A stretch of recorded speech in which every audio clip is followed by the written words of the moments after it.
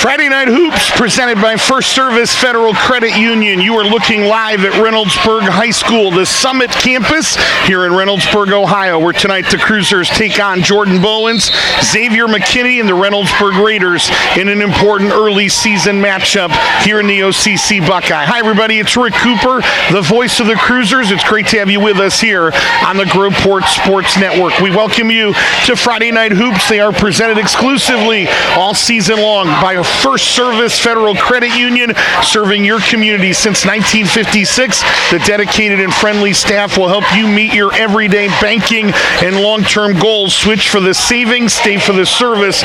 Find out more by calling 614-836-0100 or by visiting firstcu.com. This is the Sedalia Dental pregame show. A vitally important part of good dental care is that routine checkup to heal from any existing problems and to keep and catch any issues and prevent any new ones. We want to say thanks to Drs. Aaron and Katie Carroll and the brand new Sedalia Dental location at 337 Main Street in Groveport. Sedalia Dental says go Cruisers.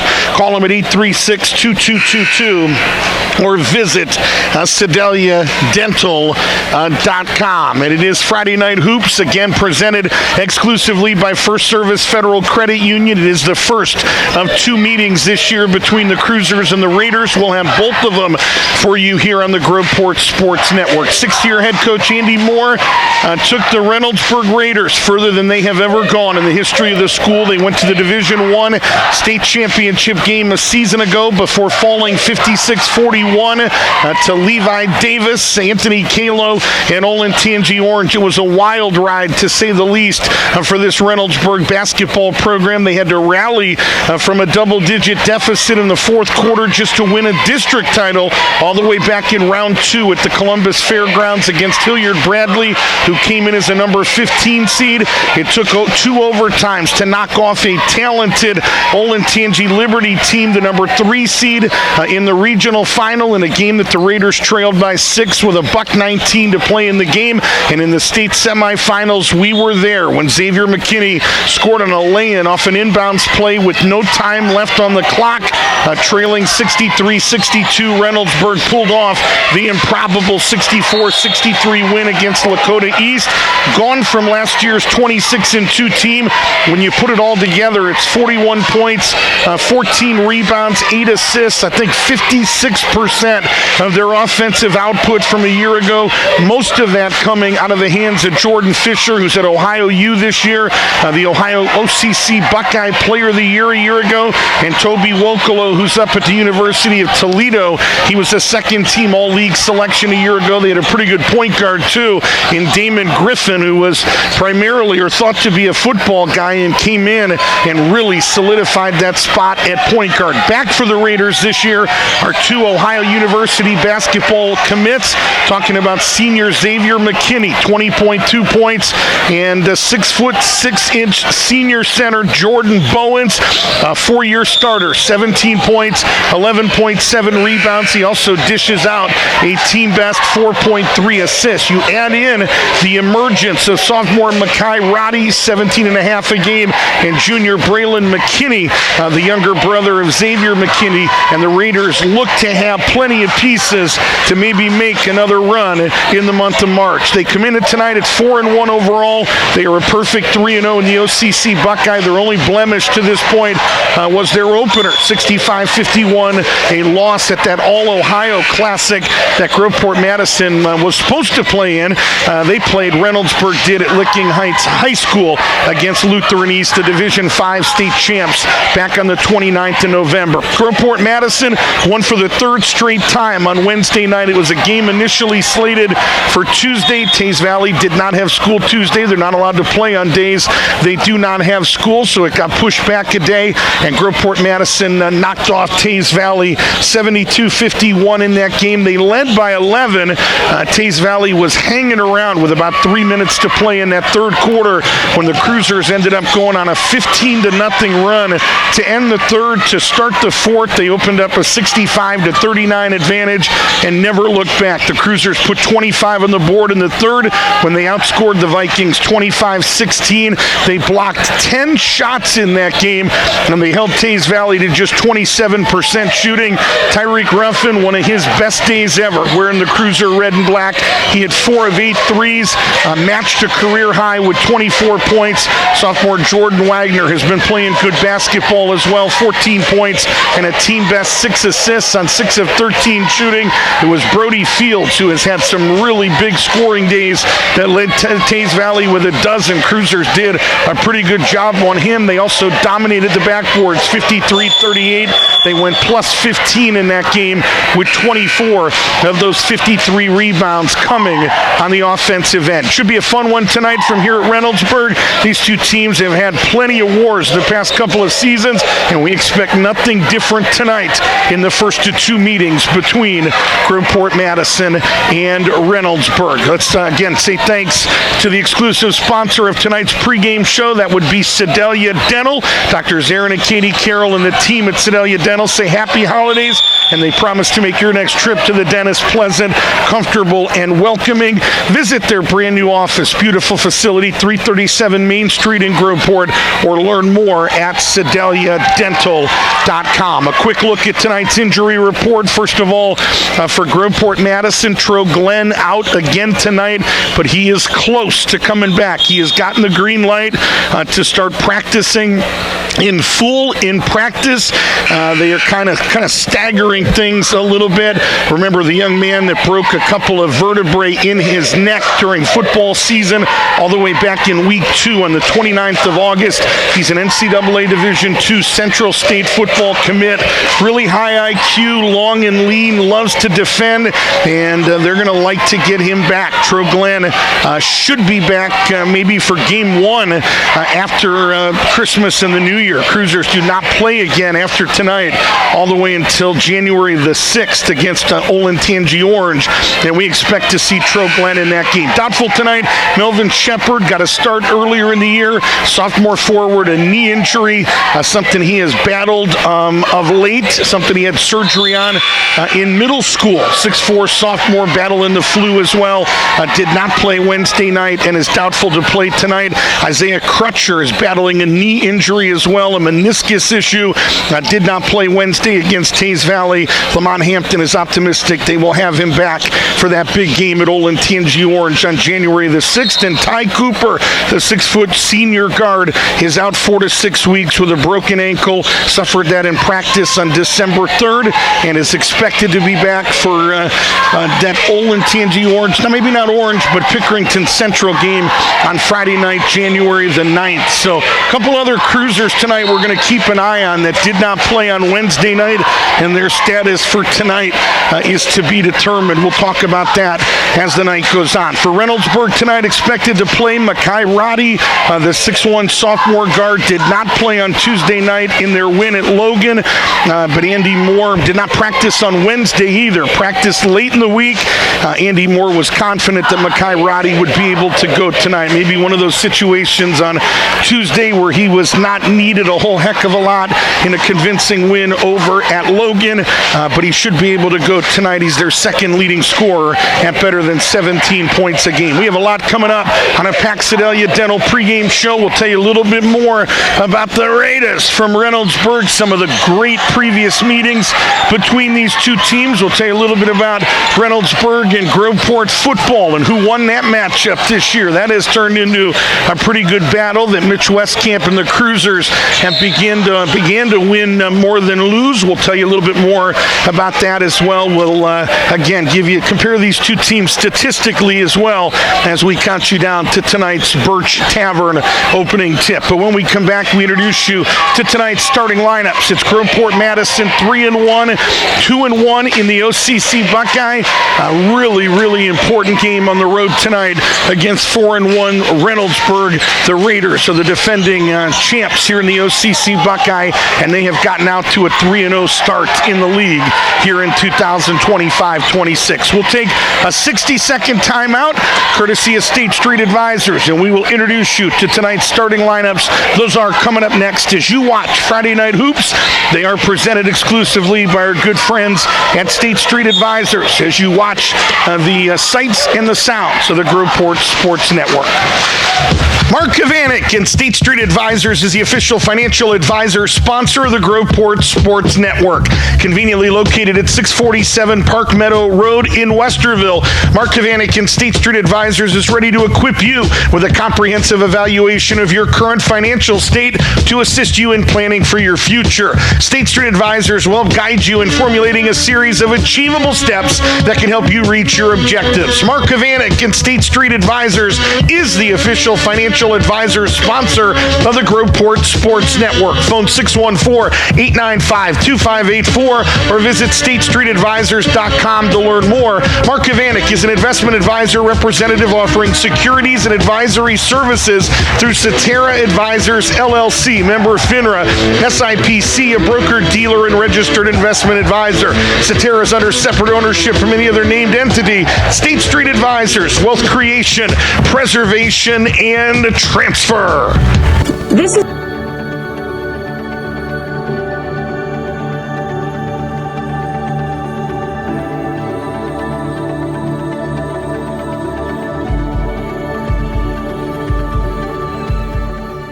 We are all searching for a place to belong, a place to fit in, a place to call home.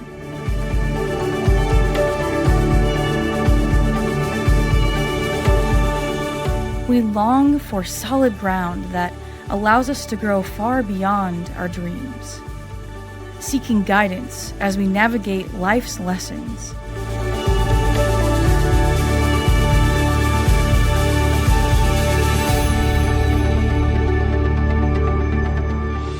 Leaning on others' experiences to help unlock our full potential. Desiring authentic relationships, meaningful conversations, people to push us to success. Striving to define our purpose, find our mission, and following God's calling to change the world.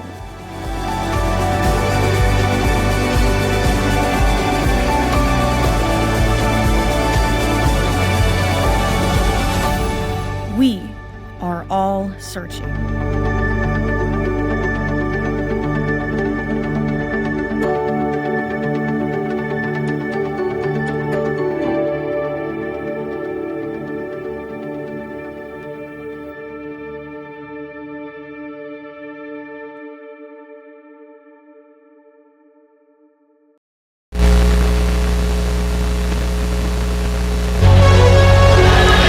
Well, back here at Reynoldsburg High School, the Summit campus, it is Friday Night Hoops. It's presented exclusively by our good friends at First Service Federal Credit Union. We appreciate their support. And this is the Sedalia Dental pregame show. Reynoldsburg JV victorious tonight by the final of 67-51. So we are about 20 minutes away from the opening tip between two basketball teams that advanced all the way to the Elite Eight. Groveport Madison to the Elite Eight before they lost to Olentangy Orange, and Reynoldsburg all the way to the state championship before they too lost to Anthony Kalo and Olentangy Orange.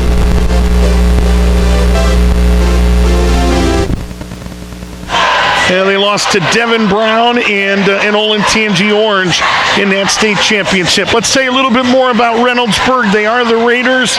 Laker colors, purple and gold, enrollment 2,373 students of the 11th largest high school in the state.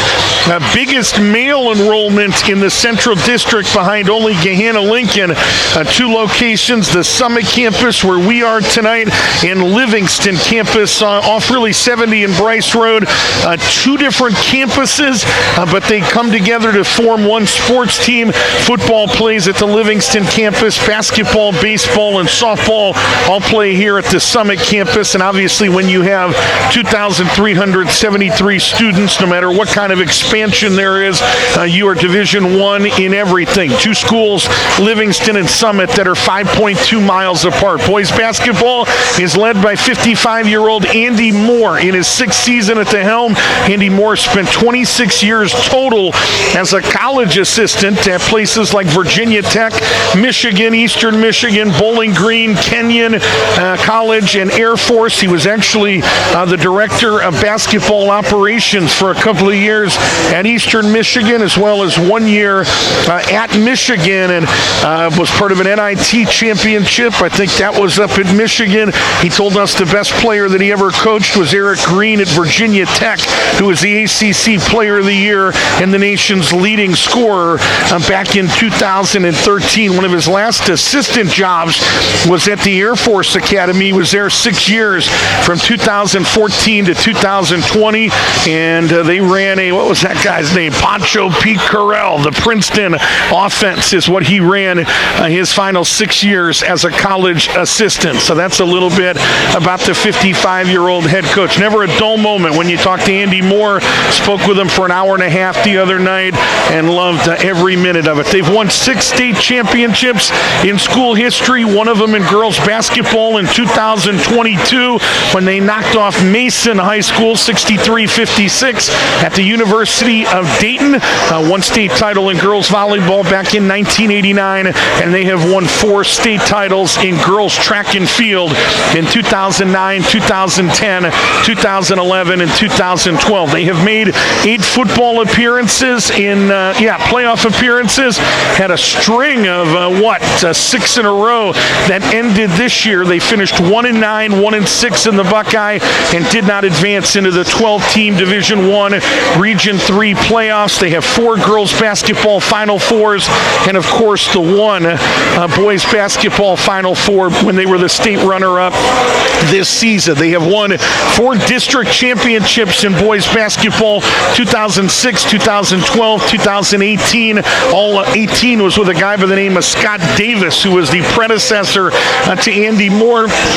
And of course 2025 with Andy Moore. Those first 3 district title teams all lost in the regional semis. So 2025, the first time they have advanced to a regional final, let alone to a state championship game. The score in that state title game this past year was 56-41.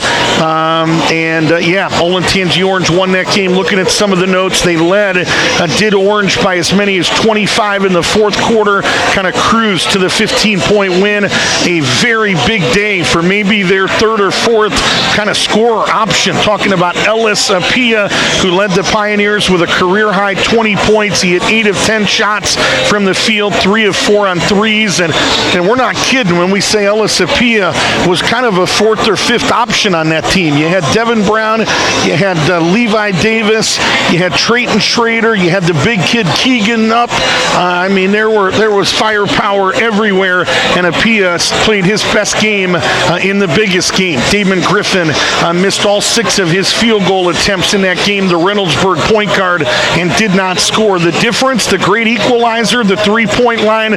Pioneers hit 8 of 18 threes in that game for 44%, while Reynoldsburg hit only 1 of 12 behind the arc for only 8%.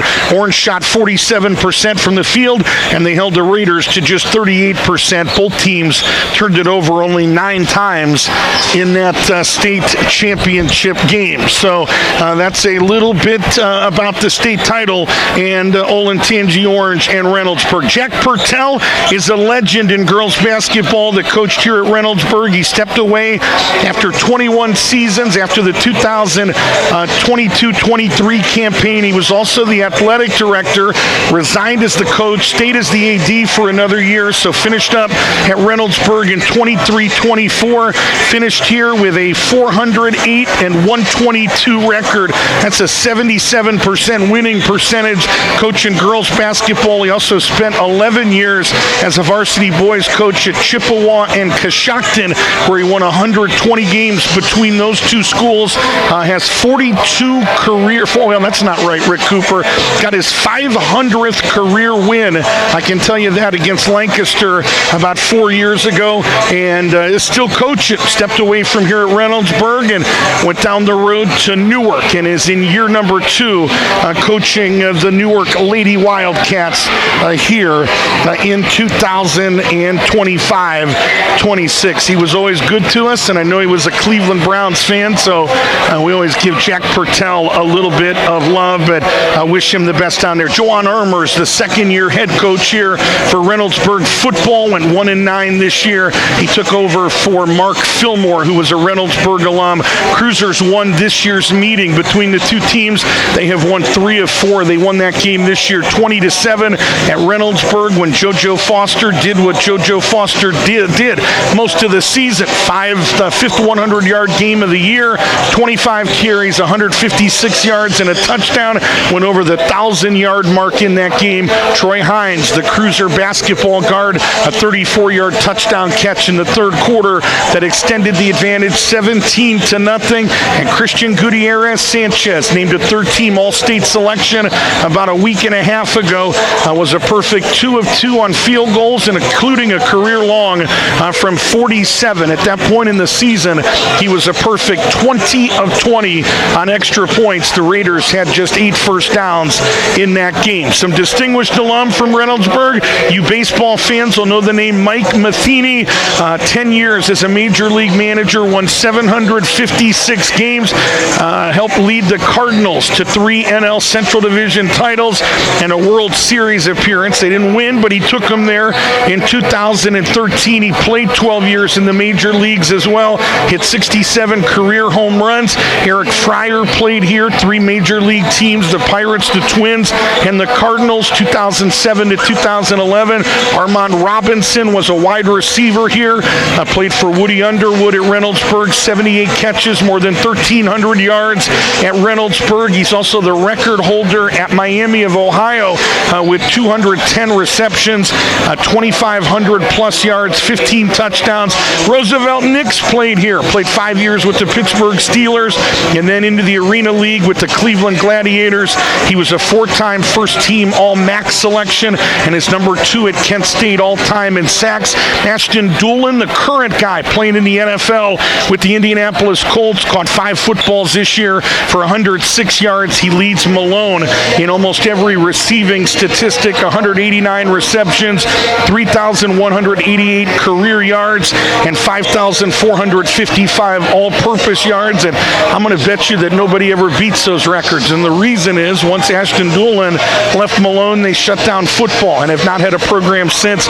Murray Russell played here as well. 2022 Girls Division I Basketball Player of the Year, the runner-up from Miss Basketball when she was a 2,000-point scorer here and averaged 24.8 points a game as a senior back in 2022-23.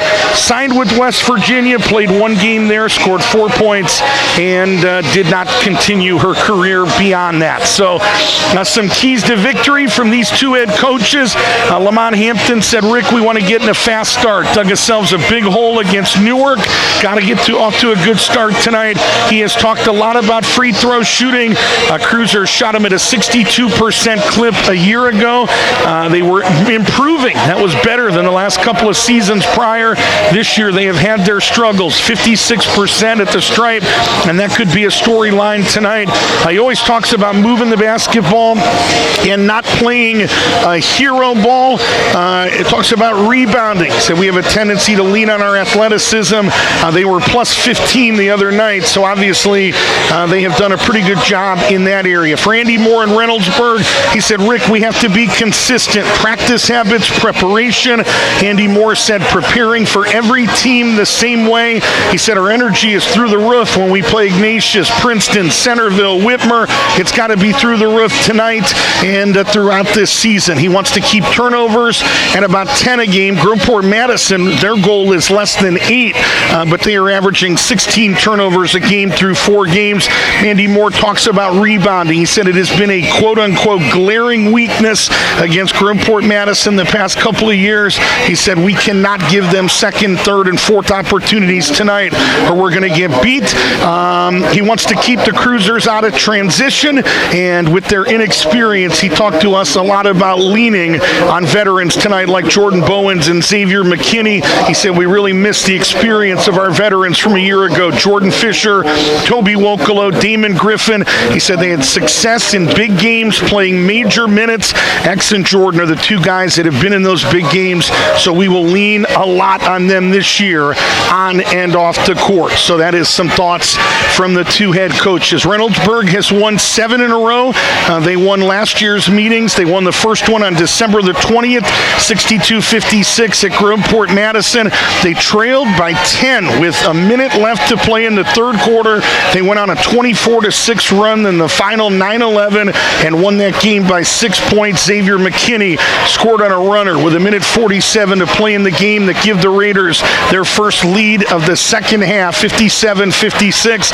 McKinney finished with 22 points, 5 rebounds, and 3 steals. 4 Raiders went in double digits. Makai Roddy, we'll see him in the starting lineup tonight, at 7 points and 9 rebounds. Jaquan Ingram led Groveport Madison with 10 points and 5 boards on 5 of 7 shooting. Reynoldsburg won the second meeting on February the 4th here at Reynoldsburg. They won that game 86-73. They forced the Cruisers into 18 turnovers, which they turned into 21 points. Tyreek Ruffin had 6. Kamar Keys had 4 for 10, in terms of turnovers, 10 combined of those 18. Groveport Madison miscues. Raiders led 70-68 with 5 minutes left before they did what they did a lot last year, kind of turned things up and finished them off with a 16-5 run.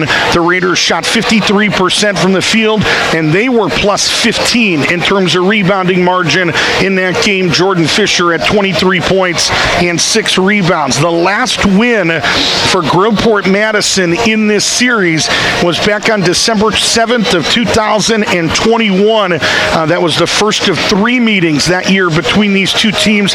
They would meet in a sectional final as well when Reynoldsburg won 83-76. But in that meeting on December 7th of 2021, Cruisers squeezed out a 66-65 win in overtime in a game that featured 30 ties or lead changes. Cruisers had 24 offensive rebounds in that game, and the guy that grabbed the vast majority of them was none other than the Cruiser point guard Dwayne Davis, who had 11 of those 46 rebounds. He and Markel Holmes led the Cruisers with 15 points apiece. Davis didn't shoot it well that night, 6 of 23 from the field. Julian Heckman, who is tearing it up collegiately right now, just like Dwayne Davis, finished with a game-high 24 for the Raiders, had 11 rebounds and 4 assists as well. So you have to go back better than 4 years to find the last Cruiser win in this series. We'll take another timeout. When we come back, we introduce you to tonight's starting lineups. It's Groveport Madison and Reynoldsburg here on Friday Night Hoops, and they are presented exclusively by our good friends at First Service Federal Credit Union as we count you down to the opening tip here on the Groveport Sports Network, and we'll take a 60-second timeout. Back with more after this. This is the Groveport Sports Network.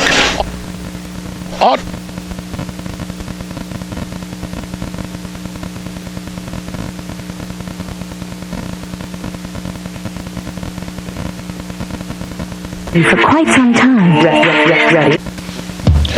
Mark Kavanik and State Street Advisors is the official financial advisor sponsor of the Groveport Sports Network. Conveniently located at 647 Park Meadow Road in Westerville, Mark Kavanik and State Street Advisors is ready to equip you with a comprehensive evaluation of your current financial state to assist you in planning for your future. State Street Advisors will guide you in formulating a series of achievable steps that can help you reach your objectives. Mark Kavanik and State Street Advisors is the official financial advisor sponsor of the Groveport Sports Network. Phone 614-895-2584 or visit statestreetadvisors.com to learn more. Mark Kavanik is an investment advisor representative offering securities and advisory services through Cetera Advisors LLC, member FINRA, SIPC, a broker, dealer, and registered investment advisor. Cetera is under separate ownership from any other named entity. State Street Advisors, wealth creation, preservation, and transfer.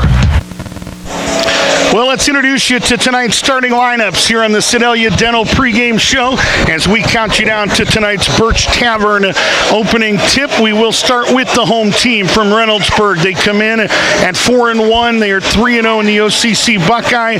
Their point guard tonight is Xavier McKinney, 6'4 senior, was an honorable mention All-State selection, played his freshman year at Pickerington Central, came over and played his final 3 years here. He is a co-captain. Andy Moore says he's their most versatile defender. Be interesting. We expect to see him a lot tonight on Tyreek Ruffin, who matched a career high with 24 points on Wednesday night. McKinney averages 20 points, 4 rebounds, 4 assists, 2.3 steals. The points and the steals are both team highs. 50% from the field, 41% on threes, and 75% at the charity stripe. The two guard tonight is Makai Roddy. He's the strongest player on this team. Did not start a lot last year, but did start in one of these meetings against Groveport Madison. 17.5 points, his second best on this team. Only averaged 6.8 a year ago, so he has really ramped things up, averaging better than 10.7 more than he did a season ago. Andy Moore says a good year here, a good spring, a good summer. This young man's a Division I prospect. The small forward tonight for Reynoldsburg is, let's find that small forward. It's Rashad Perry, first-year varsity kid, first-year starter. He, too, has D1 potential as a sophomore, according to Andy Moore. He's their fourth scorer at 8.4 points a game, shooting 64% from the field. The power forward tonight is Braylon McKinney, a coach's kid. His dad, Will McKinney, won 7 state championships as the girls' coach at Afrocentric. 5.6 points, 2.3 rebounds, and a team-best 2.3 steals, 39% from the field. And the man in the middle is Jordan Bowens. He's a 4-year starter, special mention in the state last year.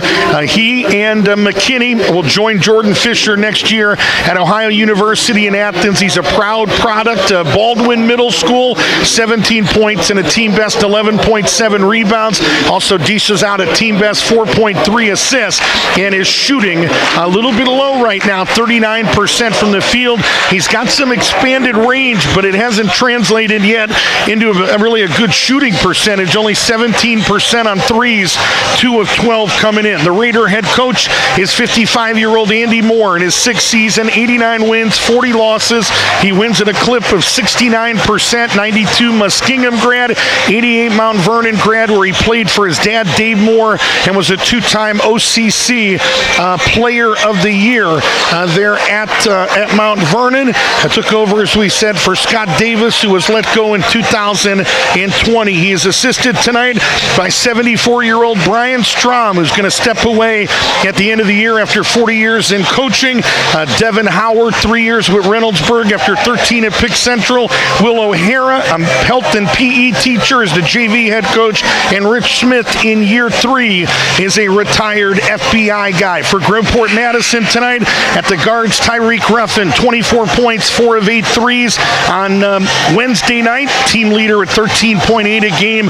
Will start at the 1. The 2 guard tonight, we'll put Izzy Cadolo there. A late insertion at 6 points, 3 rebounds on Tuesday, averaging 6.9 points a game coming in. Another forward tonight, Jordan Wagner, who had 14 on 6 of 13 shooting on Wednesday. 12.7 points a game, is a second on the team. 2 rebounds, 2.7 assists. The other forward tonight is Marcus Henfield, who will play his second game with Groveport Madison. What a start that young man had, coming over middle of the school year from Bishop Hartley. 6 points, 9 rebounds on Wednesday night.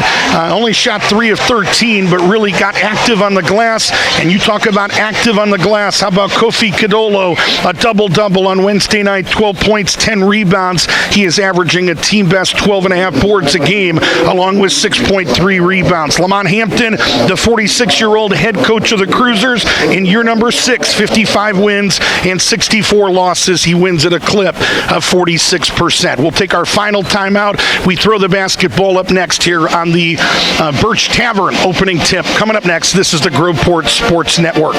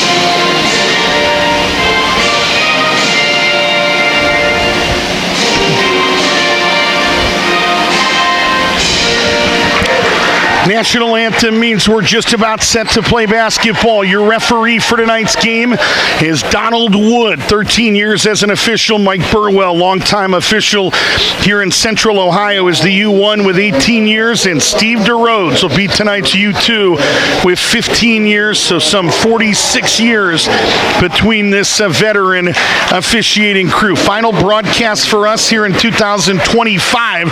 We'll be back with you Tuesday, January the 6th at Olentangy Orange, and that's the next time that the Cruisers play. Had a game against Walnut Ridge slated for December the 30th, but if you have a schedule with that game on it, you should scratch that schedule, scratch that game off. That is not going to happen.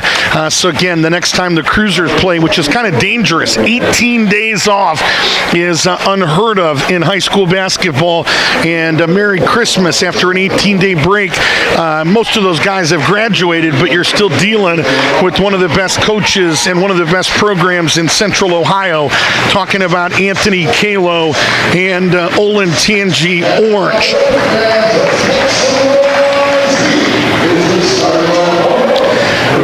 Shout out to the team at Swenson's in Reynoldsburg for feeding our crew tonight. Remember, it's not too late to give the gift of Swenson's this season. And for every $25 in Swenson's gift cards that you purchase, you'll receive a $5 bonus card valid January and February of 2026. Stop in and stock up at any of their 5 Columbus area Swenson's locations. They are open even on Christmas Eve, 11 a.m. to 7:30 p.m. Thank you so much to Michelle Murfield.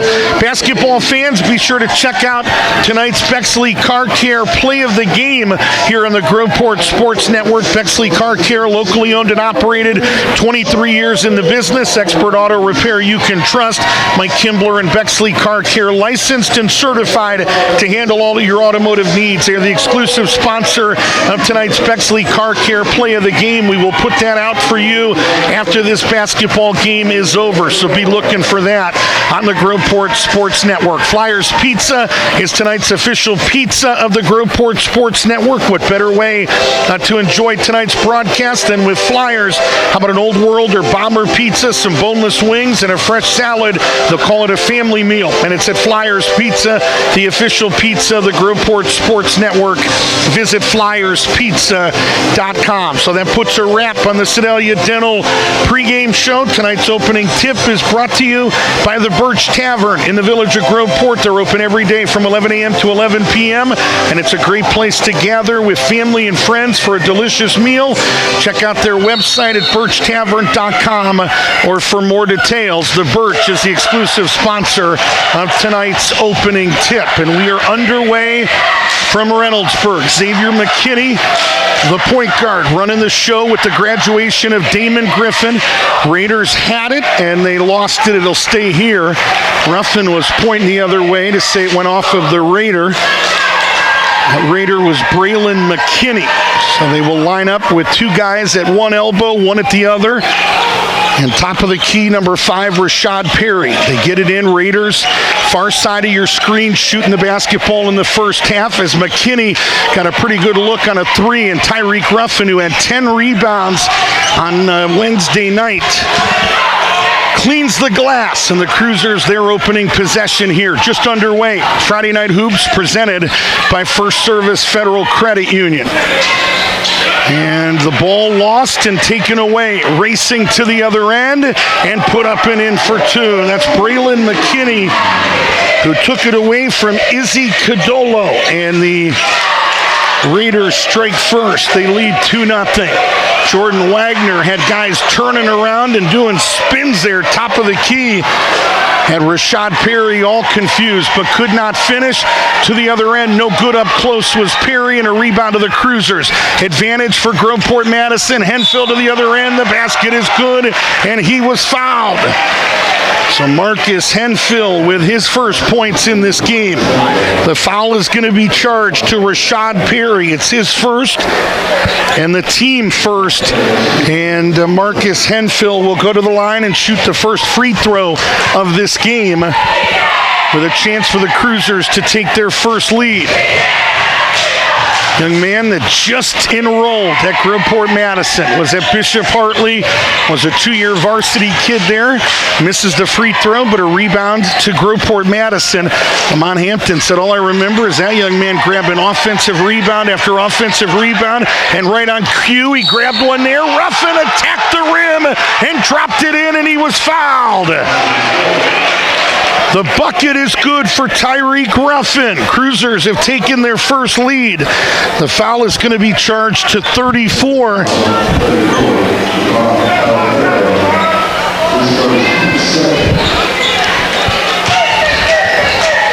I think they said it's Javon Taliaferro wearing 34 tonight. Gets called for the personal foul, and the free throw is up and in. So Tyreek Ruffin, 3 the old-fashioned way. Cruisers have taken their first lead. It's 5-2, and they get a steal here. Ruffin looking to push, working against McKinney. Braylon McKinney this time. 2 of them out there. Cadolo against Jordan Bowens. Should be a good matchup. Make that Taliaferro as they drop it off underneath. Cutting to the rim was Henfield for 2 more. Cruisers by 5, 7-2, 6:15 to play. The right wing here to Jordan Bowens. Bowens looking to work down Cadolo, trying to raise up over him, and Kofi got another block. It's a 2-on-1.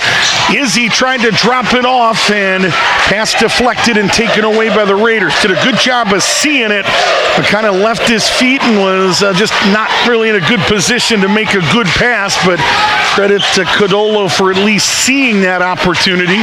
7-2. Wagner a little stop and start, then threw one at the rim, no good, and taken away by Reynoldsburg. Not a good effort there. Should have kicked it out after they doubled him up. Left wing, it's Bowens. 5.5 to play, opening quarter. Bowens working off a screen from Taliaferro. Bowens into the lane, no, but he'll go to the line and get 2. Donald Wood, our referee, makes the call. They're going to charge it here to 34. It's going to go on Henfield. It'll be his first, and the first on the Cruisers with 5:28 to play. Jordan Bowens going to go to the line. He is a perfect 7 of 7 at the stripe this season. And the first one barely grazed the front of the rim. No good. Cruisers, we'll talk about this as the night goes on. Not only are they struggling at the stripe at 56%, but this is a team that averaged about 16 attempts a year ago. They are at 6.8 attempts a game through 4 games. That's just as much of a concern as the 56%. Missed a pair, did Bowens, who stays at 5. The Cruiser advantage. Cadolo wants it at the block. They're going to get it to him. Kofi had to go off the block to get it. They double him, and now he'll skip it. Cross court, 3 on the way, and that's up and in. That's Ty Simpson who put that in, and Andy Moore does not like the way this thing is started. He says, let's talk about it. The Cruisers are on a 10-0 run, and they have opened up a 10-2 advantage, and Andy Moore, the crumble cookie timeout with exactly 5 minutes to play in this opening quarter. Crumble Cookie on Gender Road in Canal Winchester, proud to support Central Ohio high school sports. Desserts made fresh daily with more than 200 flavors rotating on the menu. Pickup, delivery, and catering are all available. Visit crumblecookies.com. Eddie's Chicken and Waffles is one of tonight's restaurants of the game. They serve the best chicken and waffles in all of Central Ohio. 3252 No Bixby in Columbus. Enjoy chicken and waffles all day, every day at Eddie's. Call them at 829-7770 or visit Eddie'sChickenandWaffles.com. We were there today. You are not going to get a better chicken wing in Central Ohio than Eddie's. And a jump ball, and now some guys get tied up. They would not let go of the basketball, and referees get in there as quick as they can, and the jump ball and the possession arrow is going to favor Groveport Madison. Another good job defensively for this Cruiser team. They tied him up and would not let go. Possession arrow to the Cruisers. 10-2. We gave you keys to victory tonight, and that was absolutely one of them, was to get out of the gate quickly. They did not do that at Newark, and well, you get down 15 against Newark, and it feels like 40. Wagner right side. Wagner double pumped and had his shot blocked. Taken away by Braylon McKinney. McKinney down the lane and dribbled right into traffic, and it was slapped loose and taken away. Another defensive stop there, and McKinney a little bit out of control. He's got to know numbers. They talked about him, really high IQ kid, but not a good decision there. Wagner is wide open. His three went halfway down, no. And an offensive rebound here. Simpson for three, no. Cadolo got an offensive rebound, and he went to the left hand. Kofi Cadolo with his first two. And it is 12-2 Cruisers on a 12-0 run. And McKinney just tripled from that right wing. First points for Xavier McKinney, and Lamont Hampton is going to call a timeout. But so McKinney stops the bleeding. Remember that it was a 10-0 run that made this a 12-2 game after the Raiders had led early. Lamont Hampton didn't like something about that defensive possession, and he has called a Crumble Cookie Cruisers timeout. Again, thanks to Crumble Cookie and Canal Winchester in the World Walmart Plaza. They have the world's best desserts, and you can learn more at crumblecookies.com. So we say thanks to them. Tonight's realtor of the game is Logan Marburger with RE/MAX One. Logan Marburger and the RE/MAX team, the experience and resources necessary whether you plan to buy or sell. He is a proud Groveport Madison alum, former baseball player with the red and black, and Logan Marburger and the team at RE/MAX Real Estate, a lot more than just transactions. It's about trust, creating relationships, and a lot more. You can learn more and learn about the enthusiasm and the results that Logan Marburger can bring by going to logan-marburger.remax.com. Was Makai Roddy who got on the board with his first two. So a little 5-0 run here for the Raiders, and they're within 5. They'll play through Henfield here with his back kind of to the basket, now completely behind back to the basket, into a double team, still put it up and in. Boy, Lamont Hampton, we talked today.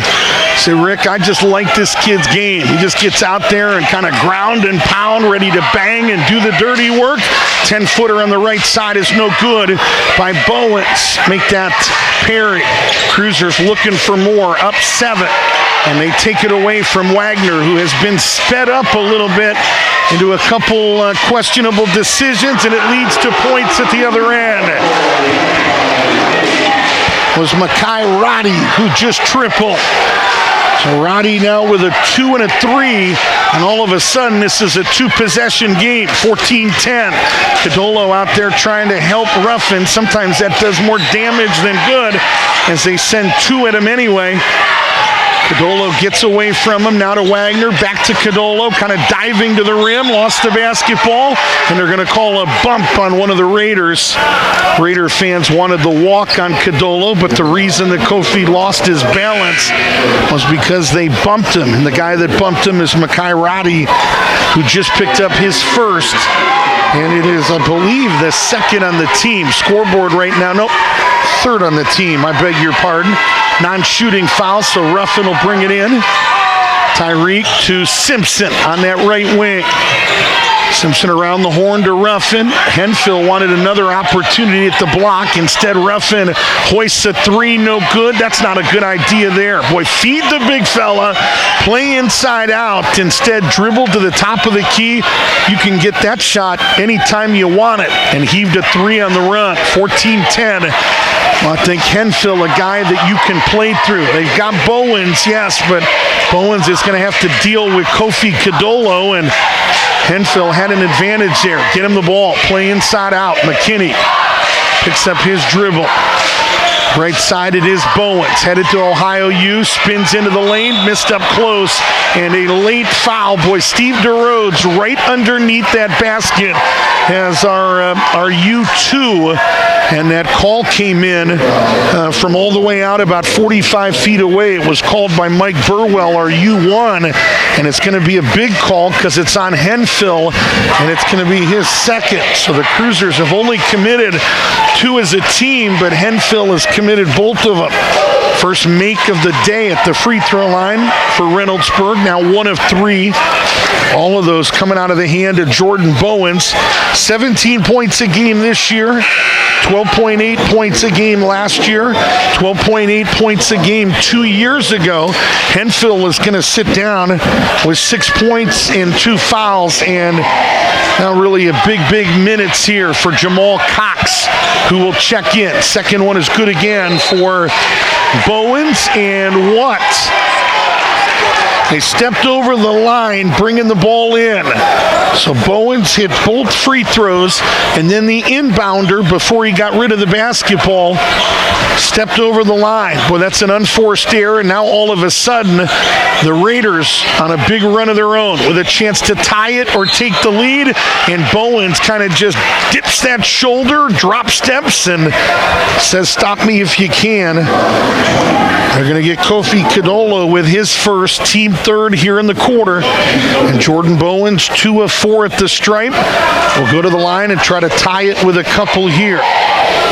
Jordan Bowens averaged 12 points, 6.5 rebounds in the 2 meetings with Groveport Madison last year. He also committed a team-high 4 turnovers in those 2 games, 46% from the field, 25% on threes, and 60% at the stripe. He hits 2 more here, so he has 4 in the game and is personally 4 of 6 at the stripe.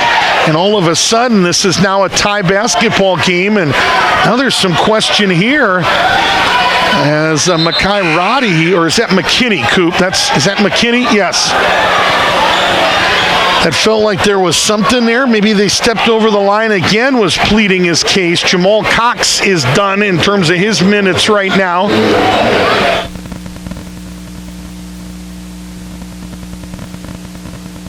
I think Izzy Kadolo just came back into the game. Is that right? Right side, Ruffin, 15 feet away, no good. Up high is Roddy to grab the rebound. It's Abbott that has checked in. Braylon Abbott, kind of a defensive specialist. Going to work on McKinney here, and they're going to get McKinney for steps, and that's absolutely the right call. Braylon Abbott, a first-year kid, played JV a year ago. Young man that is still kind of learning the system a little bit at the varsity level, but Lamont Hampton said we can put him in there just as a defensive specialist to harass the other team. Underneath, Kadolo went to a left hand, up close, no good, and a defensive rebound to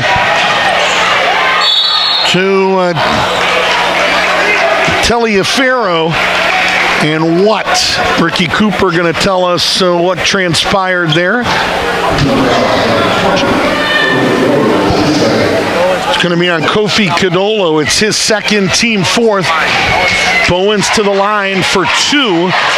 So the Raiders with an opportunity to take another lead in this game. And he misses the first. Already the 7th and 8th free throws in this quarter for Reynoldsburg. McKinney will sit down. Roddy is back in. Trying to see who's in there for the Cruisers. Been staring at a computer all day. Eyes are shot. Jordan Bowens just made it. Look to be, what do we got? We got Kadolo out there, Wagner out there, Ruffin out there, Simpson out there, and then Braylon Abbott. Wagner looking to go to work. Wagner going to get double teamed by Bowens. Good hustle by Bowens to get back. Ball on the floor, and it goes out of bounds, and they're going to keep it here. Well, I thought that went off for Groveport, didn't it? Looked like Reynoldsburg basketball. Good hustle by Jordan Bowens. Came all the way out on the perimeter to double, and then busted his rear end back to get to Kadolo, and boy, very nearly had the steal. Abbott's minutes are done. As it looks like now, is that Kadolo that just came back into the game? Yes, it is. Izzy Kadolo in, Braylon Abbott out. Ruffin lost the basketball near the elbow. 10 seconds or so, about 12 to play in the quarter. They'll get it to Tyreek, who is made for these moments, and they're going to get him for an offensive foul. For Tyreek, it's his first, fifth on the team. No free throws on a player control foul, 9.6 to play. They'll get McKinney, Xavier McKinney off the bench. Brother Braylon will sit down. So they want Xavier in there for the final 9.6 of the quarter. Raiders, after the Cruisers had gone on a, what was it, Coop? A 10-0 run, right? Right side jumper by Roddy, and he beat the buzzer!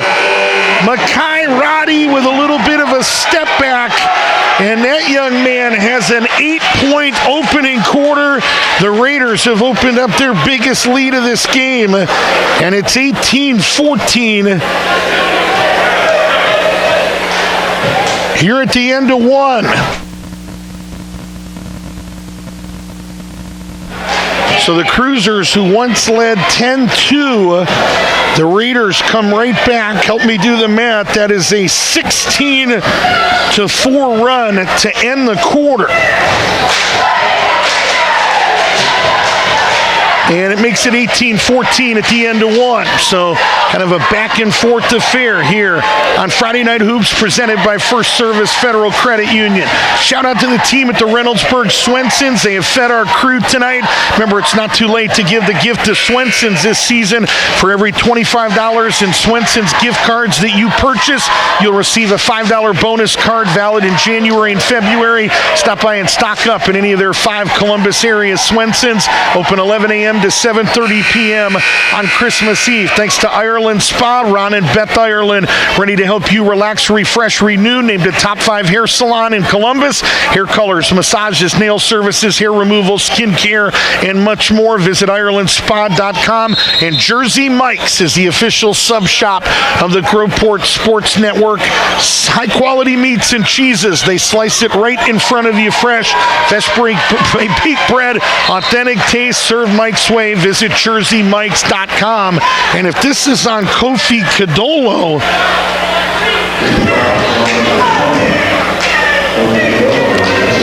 and it is, we've got ourselves a developing situation. He picks up his third at the 7:49 mark of this second quarter. And right now, Reynoldsburg, their biggest lead of the game at 5. And it's Xavier McKinney. First time somebody not named Bowens will shoot free throws. Raiders now 7 of 10 at the stripe as Xavier McKinney hits 2, give him 5. The lead is 6, and now all of a sudden Henfill and Kadolo both with foul trouble. 3 on Kadolo, 2 on Henfill, and here's a loose ball foul. I don't think this is on Kofi Kadolo. I'm certain it's not, but instead it's going to be a second foul on Tyreek Ruffin. So the fouls are absolutely piling up right now. A couple of Cruisers not available tonight either. We have not seen Troy Hines and have not seen Jaden Jordan. So you put those guys on the bench. No, Melvin Shepard is gone tonight. Cruisers down some important bodies as a turnaround by Jordan Bowens is up and in. Bowens heating up. All of a sudden, this is an 8-point basketball game, and the Cruisers are in a danger spot here. I thought Kadolo double dribbled there. Dribbled it on the catch. Pump fake, back out to Wagner. Wants it again. Boy, Taliaferro is moving Kadolo around the rim, and Wagner into the lane, no. But he'll get 2. Boy, watch that matchup if you can on camera. 34 Taliaferro and 20 Kadolo as they charge the foul here to Taliaferro. Now to Kofi's defense. I think Taliaferro is hitting him with body, and I'm not sure. I think it's too much is what I'm trying to spit out as Jordan Wagner puts it in, but give Taliaferro credit because he is getting Kofi Kadolo off the block. I remember in college, they always wanted me to front, and I begged the guys that were our assistants. I said, give me a shot to play behind the guy, and I promise you I will get him off the block. And all I will tell you is I wasn't good at a whole lot of things, but I could move them off the block. They were not catching the ball where they wanted. They were catching it 3 or 4 feet off that block, and that's exactly what Taliaferro did there. And I think they got an illegal screen out there on Xavier McKinney, trying to get one of his teammates loose. It's his first, team second, so 22-15. But boy, when you front, it sounds great, but everybody's got to rotate, and everybody's reeling if they lob it at that point. And the help behind, there's got to be help there, as Codolo nearly picked up a third, and Kofi dropped it in anyway. So 4 for Codolo makes it a 5-point game about a minute and a half in to this first half. Left side, it's Makai Roddy. Now to the baseline, 22-17 Reynoldsburg. I think this is one of the backup guards, isn't it, Coop? Little runner from 10 feet is no good. Out of the hand of 32 Peyton Hooper, and that ball to the baseline, and they're going to get a walk there on Izzy Codolo. But to finish that thought defensively, fronting is fine, but you better have help defense, and if they do complete that pass, your whole defense has got to rotate. Well, I think ideally if you can get a guy off the block and play behind him, and Taliaferro may be doing too much, but I like the fact that he's banging down there. If I'm Andy Moore, I like it too. 22-17. Under 6 minutes to play as Wagner trying to get after it defensively. Little dribble drive. That one went halfway down. Xavier McKinney kept it alive, but into the hands of a cruiser. Little stop and start again, and Ruffin put it up and in. So Tyreek hit 10 of 20 shots on Wednesday night. He's got 5 points tonight. It's a one-possession game. 22-19 as we near 5 minutes to play in the first half. Off a screen, it's McKinney, 15 feet away at the elbow, no good, and Ruffin comes down to grab the rebound.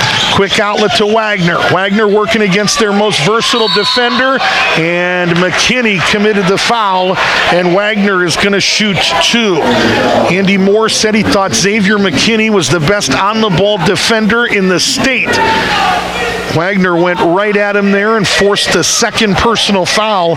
So McKinney with 2, Taliaferro with 2. And Jordan Wagner will go to the line and shoot free throws 4 and 5 for Groveport Madison. The first one is no good. Jordan Wagner, 1 of 7 from the charity stripe now this season. Young man that played 10 games this season ago, averaged 4.2 points, 1.6 rebounds, 58% at the stripe a year ago, and now a loose ball foul is going to be charged to Groveport Madison, and they're going to charge it to a perplexed Izzy Codolo, and his first, team second. And I've been in this spot where Jordan Wagner is now. He is 1 of 8 at the charity stripe. And now you're starting to think about it. He is much better than a 12% free throw shooter. But when it rains, it pours. And right now, 22-18 Raiders could have used 2 of those. Bowens, a step back 3, and it never got there. Cruiser fans are going to let him know about it too. 22-19, 4:49 to play. Coming up, the Texas Roadhouse first half stats. Really important OCC Buckeye matchup.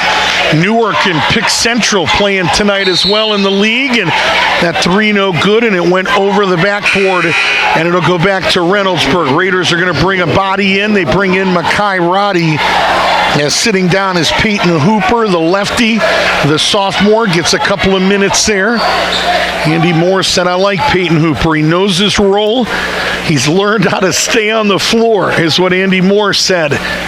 Some guys don't learn that. Come out, and this is what Coach wants me to do, and I get to play when I follow Coach's rules. I play in his sandbox. As McKinney into the lane, no good. Looked like Bowens may have been fouled by Codolo trying to catch it in midair. Right side, Simpson on a gorgeous move.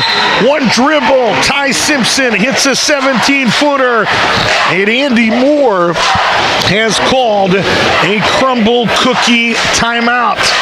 Timeout on the floor. 4:10 to play first half. The Reynoldsburg lead is down to 1. It's 22-21 as you watch Friday Night Hoops presented by First Service Federal Credit Union here on the Groveport Sports Network. Enjoy the world's best desserts at Crumble Cookie. They've got a secret menu with a secret flavor of the week. Download the Crumble Cookie app or visit crumblecookies.com for all of the details. The Witten Farm at Smith Farm Market is proud to support Cruiser Athletics. Open 10 to 6, even in the cold months. They've still got their delicious no-bakes, along with Buckeyes, fudge, cheesecake, and pies. 22 different types of fresh baked and cream pies available. A large selection of local meats, Amish cheeses, local honey as well. The Witten Farm at Smith Farm Market on Winchester Pike. Start your day tomorrow morning. How about breakfast at Chick-fil-A? How about the new Groveport location? But we say thanks to Corey Brown in Reynoldsburg, Karen Bolleman at Mount Carmel East location, East Broad Street. How about a sausage biscuit and hash browns to get your day off in the right foot? Chick-fil-A, Mount Carmel East, Route 256, a proud supporter of Central Ohio high school sports. 22-21, midway through this second quarter. Raiders by 1 in a game that has featured 3 ties or lead changes. Both of these teams have led by as many as 8. Roddy working against Wagner. Wagner nearly forced a 5-second count. Right side, Roddy looking to attack. Got the step, make that McKinney. And they're going to call a foul here. And it was Codolo out there again, playing with 3 fouls. He stays in the game. And it's not going to be Codolo, thankfully. It's going to be Ty Simpson, who picks up his first, team third. And a lob inbounds, got deflected, ended up in the hands of McKinney. And it'll stay here. Boy, it is worth noting. All we're going to do is note it, that Kofi Codolo continues to stay in this game with 3 personal fouls. He is the Cruisers' leading rebounder at 12.5 a game, averages nearly 3 blocks a game, and is the best line of defense to deal with that guy right there as Jordan Bowens goes right down the lane and lays it in for 2. 9 for Bowens, lead back up to 3, and I think Codolo, part of the reason there defensively, had to be careful, and it may be good to just sit him down for a minute or 2. But could you imagine if Codolo gets a 4th here with 2 or 3 minutes left in the first half? But sometimes it's better. Here we go. Codolo will sit down. Henfill is back in with 6 points and 2 fouls. Sometimes a guy with 5 fouls to give coming in with nothing to lose is maybe a better option than a guy out there with 3 fouls that's got to play reluctant and conservative and kind of fearful of that 4th foul. So they sit Kofi down. Henfill has to be careful. I'd like to see the Cruisers play through him a little bit. Ty Simpson thought about a long 3 over to Wagner. Henfill will pop to the baseline. Wagner takes advantage. Nobody there. Goes to the rim, but his runner kicks out. Rebound Raiders. Nearing 3 minutes to play. Texas Roadhouse first half stats coming up. Underneath, got big, got strong, and dropped it in. Rashad Perry with his first 2. He's their 4th leading scorer at 8.4 a game. Runner no good. Caught in midair by Simpson, no good. Ball on the floor and taken away by Makai Roddy. 2-on-2. Roddy to the baseline. May have been a walk, not called. Back out to Roddy. He's going to shoot a 3 as he dropped back to go behind that 3-point line. And it goes out of bounds off a Raider. I'm not sure Andy Moore is going to do cartwheels at halftime about that one. If you're behind the line when you shoot it, that's one thing. To take 2 dribbles, retreating and fire, there are plenty of high school basketball coaches that would say, go get him. He can come sit next to me. 26-21, 2.5 to play. Simpson tried to skip it. Dangerous to Henfill, who did a good job meeting the pass. Left side 3 is no good, and a rebound taken there by Makai Roddy. Roddy, the super sophomore, right baseline, 15 feet away. That's Jordan Bowens. Make that That's Rashad Perry with 2 consecutive jump shots, and the lead back up to 7. Raiders like to run this 1-2-2. I think it's the first time we have seen it, and they're going to get a foul here on number 2. That's Jordan Bowens. It's his first. First time we've seen the press today, isn't it? 1-2-2, 3-quarter press, 3-quarter court.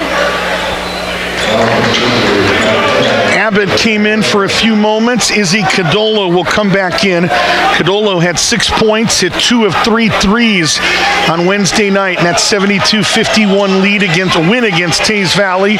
Off some screen action, Simpson's 3 no good, and a rebound caroms around and taken away by Rashad Perry. Perry's got a lot of Bowens look to him. Long and lean, same hair, and young man that is Bowens, the senior, begins to play his final season. They are really excited about Rashad Perry. Jordan Bowens just picked up another one, so he picks up 2 quick ones. Minute 47 to play. 28-21.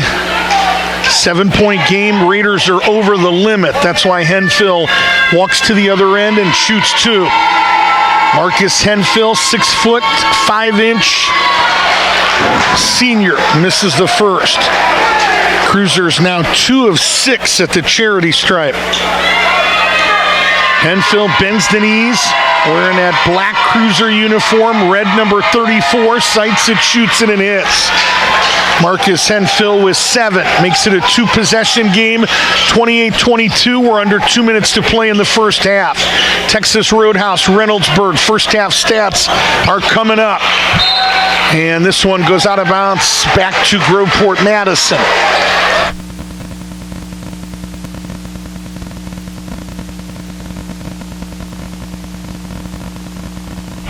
Minute 36 to play, 28-22.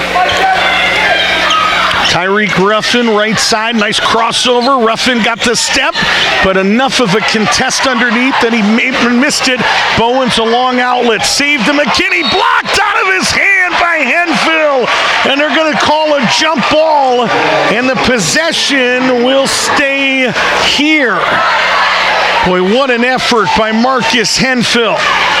Bowens, the long outlet, saved by a Raider. McKinney thought he was going to be able to raise up, and Marcus Henfill said, Cruisers blocked 10 shots on Wednesday night against Taze Valley. This young man is going to block a lot of them this year. Left side, 15 feet away by Roddy, no good, and a rebound to Ruffin, looking to push, down 6. They get Wagner in transition. His 3 was deflected, and now an outlet pass, and Rashad Perry going to lay it in at the other end. Perry with 6 in the quarter. And the Raiders have matched their biggest lead of this game. It's 8. Dangerous skip pass. Henfill's 3, no good. And a quick shot there, and the Raiders will take it with an opportunity to extend on that biggest advantage of 8, 30-22. Roddy got the step on Simpson.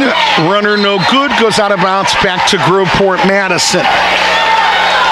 Cruisers are done until after the new year. The Raiders have some big games coming up. They play again on Sunday against Lakota West at Capitol. It's an 8:30 game. Lakota West, the team they beat in the state semis, at the buzzer when Xavier McKinney caught an inbounds down 63-62 and laid it in literally at the horn. So big game at a big event on Sunday at Capitol. Final possession of the half. McKinney working against Simpson, now picked up by Wagner. Up 8, into the lane. McKinney, Braylon, that is, double pump.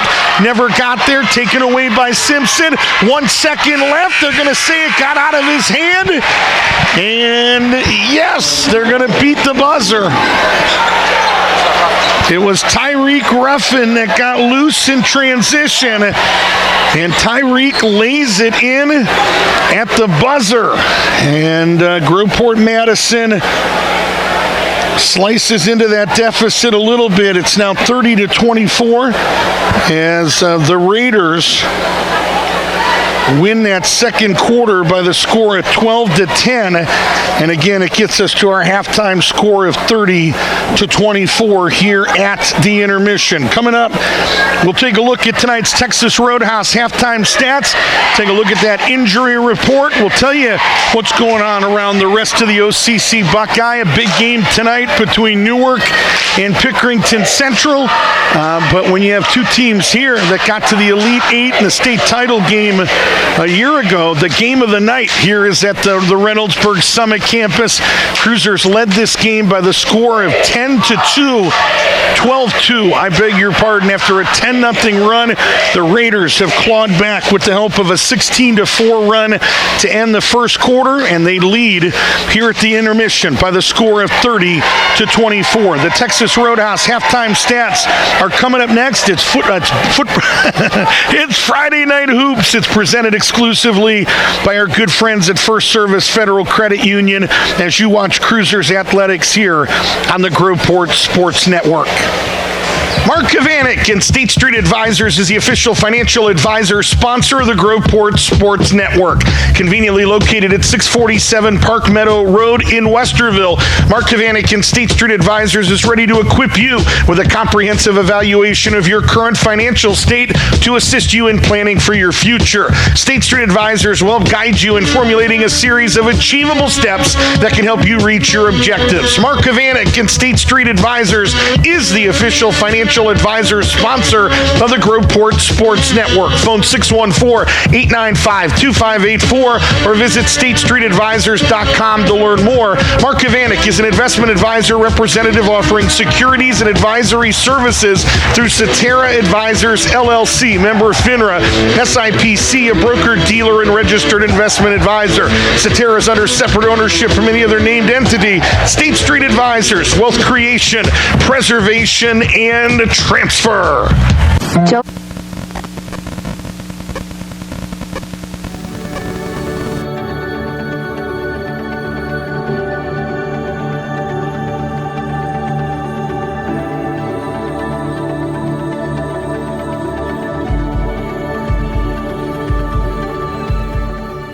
We are all searching for a place to belong, a place to fit in, a place to call home.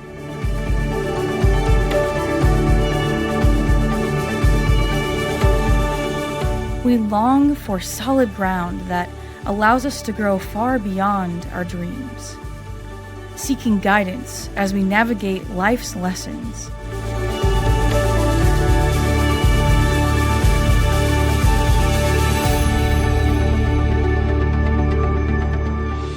Leaning on others' experiences to help unlock our full potential. Desiring authentic relationships, meaningful conversations, people to push us to success. Striving to define our purpose, find our mission, and following God's calling to change the world.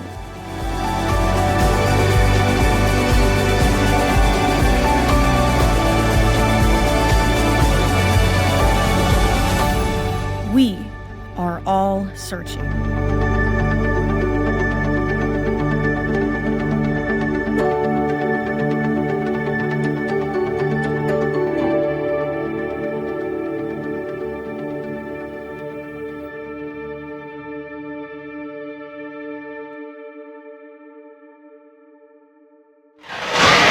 Halftime here at the Reynoldsburg Summit campus. The Raiders lead your Cruisers by the score of 30-24. Next time we talk to you is Tuesday, January the 6th. We will trek up to Olentangy Orange, where the Cruisers will deal with the team that knocked them off in the Elite Eight.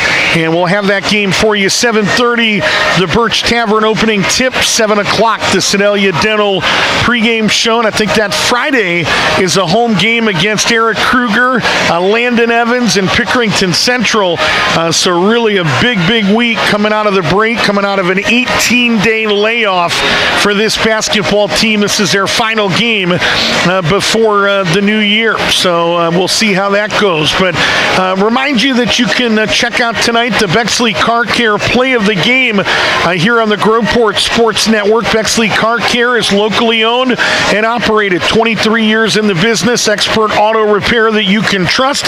Mike Kimbler and the team at Bexley Car Care are licensed and certified to handle all of your automotive needs. You can schedule an appointment with Bexley Car Care by calling 614-236-5664. Again, Bexley Car Care is the exclusive sponsor of the Bexley Car Care Player of the Game, or Play of the Game all season long. So we'll get done and we'll pick a Play of the Game and upload that as a reel on the Groveport Sports Network Facebook page either late tonight or first thing in the morning, so be looking for that. Jersey Mike's in Canal Winchester is the official sub shop of the Groveport Sports Network. Remember, Jersey Mike's Catering for your next big game day event. You can choose subs by the box, subs by the bag, even personal boxed lunches. Jersey Mike's in Canal Winchester on Gender Road. You can call them at 614-828-8399, or you can learn more online at jerseymikes.com. You can be a hero to your kids and host a birthday party at Magic Mountain Family Fun Center. Birthday party packages at Magic Mountain include entertainment, food, and fun for all ages. Visit magicmountainfuncenter.com for more details. Magic Mountain Family Fun Centers, where you bring the family and we bring the fun. And one final shameless plug, we say thanks to Skyline Chili. Stop by right now and get a slice of the cheesecake of the month, the chocolate tuxedo cheesecake made with layers of moist fudge cake, rich chocolate cheesecake, and vanilla mousse baked on a chocolate crumb with dark chocolate ganache. The chocolate tuxedo cheesecake available for a limited time at Skyline Chili in Canal Winchester. Thanks to Evan and Chloe and the rest of the team there. Quick look at tonight's Texas Roadhouse halftime stats. Stop by the Texas Roadhouse in Reynoldsburg for all of your holiday gift card needs and check out their legendary gift card incentives that they have to offer. Texas Roadhouse is a proud supporter of Central Ohio high school sports, and the foul statistics are going to be just as important as the scoring. Cruisers have had 5 players score in this game. Tyreek Ruffin, Marcus Henfield leading the way with 7 apiece. They get 5 from Ty Simpson, 4 from Kofi Kadolo, 1 from Jordan Wagner, and the Cruisers 3 of 7 at the charity stripe for 43%. For Reynoldsburg, they had 5 different guys score as well. They have 8 points in the first half from Makai Roddy. I think had all 8 of them in the second quarter. Jordan Bowens did a lot of his work at the charity stripe. He has a game-high 9 here at the break. 6 in the first half for Rashad Perry. He got going late in that second quarter. McKinney has 5, and Braylon McKinney, the younger of the 2 McKinneys, has 2. The Raiders 7 of 10 at the charity stripe for 70%. In terms of foul trouble, Jordan Bowens with 2, Xavier McKinney with 2, and Javon Telliaferro has 2 for Reynoldsburg. For Groveport Madison, Ruffin with 2, Henfield with 2, and Kofi Kadolo picked up his third foul at the 7:49 mark of that third quarter. He played about 5 minutes before he finally was pulled out of the basketball game and did not pick up a 4. So give credit to Kofi Kadolo. Raiders led 19-14 when he picked up that third foul. So it was a 5-point game. They've extended it by a point since he picked up that third foul. Those are tonight's Texas Roadhouse halftime stats. Maybe you're looking for a unique way to promote your business. Put your business logo on Texas Roadhouse gift cards for free. You can put your logo on Texas Roadhouse gift cards for free. Stop in the Reynoldsburg Texas Roadhouse today for all of the details. Thank you, Brian Agee and the team at Texas Roadhouse. Again, next time we talk to you is Tuesday, January the 6th at Olentangy Orange. Back on the air that Friday night at home against Pickerington Central.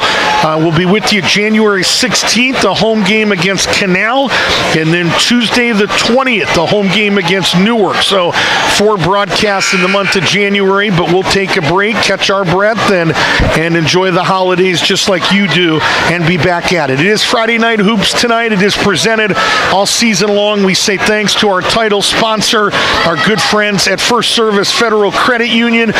Did you know that your checking account can be so much more? First Service has checking options with built-in warranties, cell phone protection. I need that, thank you. Cash rewards, dividends, and the list goes on. The Platinum and First Choice VIP options cannot be beat. You can find out more by calling 614-836-0100 or by going right now to the First Service Federal Credit Union website at firstcu.com. So 30 to 24, we switch sides. You always shoot at the basket closest to your bench in the second half. So the Cruisers will shoot at the opposite end. Raiders will be coming at us as we are underway in the third quarter. Ruffin attacks to a spot and fades from about 13 feet. No good, but Henfield, an offensive rebound, but he missed a right-handed reverse. Rebound Raiders. Boy, got two good looks there. I love anytime Tyreek Ruffin attacks to a spot. So good doing that. Missed that one, had a fade a little bit, and then Henfield got a pretty good look down there as they got Codolo to leave his feet, and Jordan Bowens put it in. Bowens the first player for either team into double digits with 11. Makes it an 8-point game. Again, matches the biggest lead of this game. We have had 3 ties or lead changes. Reynoldsburg led 2-0. Cruisers went on a 10-0 run. And then the Raiders are running their own. Nice step through by Kofi Codolo. Kevin McHale-like as the big fella dropped it in. Kofi with a half dozen. 32-26, a minute into this third quarter. Right hand to the right wing, it's Braylon McKinney. He has played all 3 of his varsity seasons at Reynoldsburg, played middle school basketball in the Pickerington schools. Step back is right there by Roddy. Roddy missed the final 4 games of their state tournament run last year. Comes back fueled and ready to go here in 2025-26. Wagner up close, no. Tried to put it back over Bowens, no good. Ball picked off finally by Reynoldsburg. 4-on-4 advantage. Now 4 against 5. As late coming down as Bowens. Raiders 9-point advantage, biggest lead of this game. Right side, it's Roddy, who has been a difference maker. He, like Bowens, now in double digits, both of them with 11. 6 minutes to play, third quarter. Friday Night Hoops presented by First Service Federal Credit Union. Bowens passes and picks away, trying to set up Roddy. Got a pretty good look, no. And they're going to get a loose ball foul on one of the Raiders, either McKinney or Perry down there banging. And based on the reaction of Xavier McKinney, I think they're going to charge it on him. And they are. Loose ball foul on Xavier McKinney is his third, team first in the quarter. 5:49 to play, third quarter. Cruisers with a chance to cut into a 9-point hole. Wagner with the right hand of the right wing. Henfield wants it against a smaller defender, and Wagner's pass, his entry pass, deflected out of bounds. And you know where I'm going with this, Ricky Cooper. That's a fake high and throw low. Bounce pass there. Let's teach young players. We're going bounce pass from wing to block, and we're going chest pass from the block back out to the wing. Left baseline, 15-footer. Codolo left it short, no good. And a defensive rebound there taken away by Bowens. Bowens goes down the lane, took it to the rim. Codolo contested and forced the miss. Cruisers right back at him. Henfield tried to flush it up close. McKinney had it, and what? He threw it off of one of the Cruisers. McKinney is really upset right now. And now the officials are going to talk about it. It was Donald Wood, the referee, that initially gestured Groveport basketball Mike Burwell came in to provide some assistance, but they're not going to change the call. It's going to stay with Groveport Madison as they lob it into Codolo. And as Marlon Elliott's dad would say if he was here tonight, that's too easy. Let it go right to Codolo on a simple inbounds. Looks like Lakota East against Reynoldsburg in the state semis last year as that one was blocked out of bounds. Taking nothing away from Andy Moore, the John Wooden of Central Ohio basketball. Taking nothing away from Xavier McKinney in that state semifinal. But that Lakota West defense on that inbounds, 63-62 in a state semifinal, was about as poor of defense as an inbound play that maybe I have ever seen in my life. 37-28. Was horrendous. 37-28, 9-point game. Andy Moore told us this week they were supposed to switch everything, and somebody decided to stay with their man, but McKinney was wide open, and there was not a whole lot to the play. They're going to get a carry here. That's the right call. Bowens on a stop and start. Kind of got his hand underneath the basketball. That's a really good call by a really good official. Mike Burwell, 18 years as an official, was right on top of it. And he calls the carry. Turnover will give it back to the Cruisers. Jordan Wagner out there, Tyreek Ruffin out there, Kofi Codolo, Marcus Henfill, and Ty Simpson. Simpson either kind of with some sort of, I don't know, like dance or some kind of stylish limp, or he was a little bit shook up, but took a little extra time here as Steve DeRodes finally puts the basketball in. So that is your Cruiser lineup. Wagner going to go head-to-head here with Roddy, two of the best sophomores in the area. Simpson left his feet, never got there. It's not going to work tonight. 37-28. Right baseline. They'll hand it off to McKinney. McKinney attacks against Codolo, and Kofi blocked his shot. Taken away by Simpson. Codolo, the extra pass, and Henfill head at the rim, hammered it in with two hands. Marcus Henfill with 9. The Cruisers are within 7, 37-30, 3:38 to play in the quarter. Set up by Kofi Codolo and another block as a little shake and bake out there on that left wing by Rashad Perry. There's a long 2 from Rashad Perry. 39-30, advantage back up to 9. Wagner underneath Codolo, good two-man game. Right baseline, little hesitation by Ruffin. Fading is Ruffin. His 3 hit 4 of them on Wednesday, but anytime you can get a guy to fade shooting a 3-point shot, especially at the high school level, I would say job well done defensively, right? You're applauding that effort. Even Tyreek Ruffin, an all-state selection. Ruffin was all-state, I think, third team a year ago? Closing in on 1,000 points, by the way. Would have to average right about 10 or 12 points a game to get there by the end of the year as McKinney races to the rim and drops in 2 more. Was all-state in basketball a year ago, third team, and first team all-state for Mitch Westcamp when he was the OCC Buckeye Defensive Player of the Year. Lead is now 11. Henfill, much needed here, came up short. Got a pretty good look as the defender lost his balance, and Henfill compounds things a little bit, but hustling back picks up the foul. Third on Marcus Henfill, first on the team.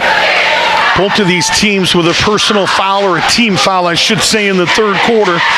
Remember, year 3 that we have reset fouls at the end of each quarter. And Jordan Bowen's a little shook up now.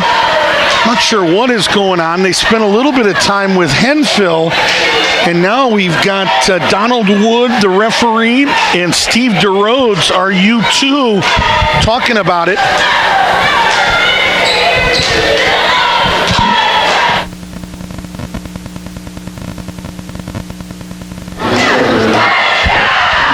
I think they've got a shot below the belt by Henfill.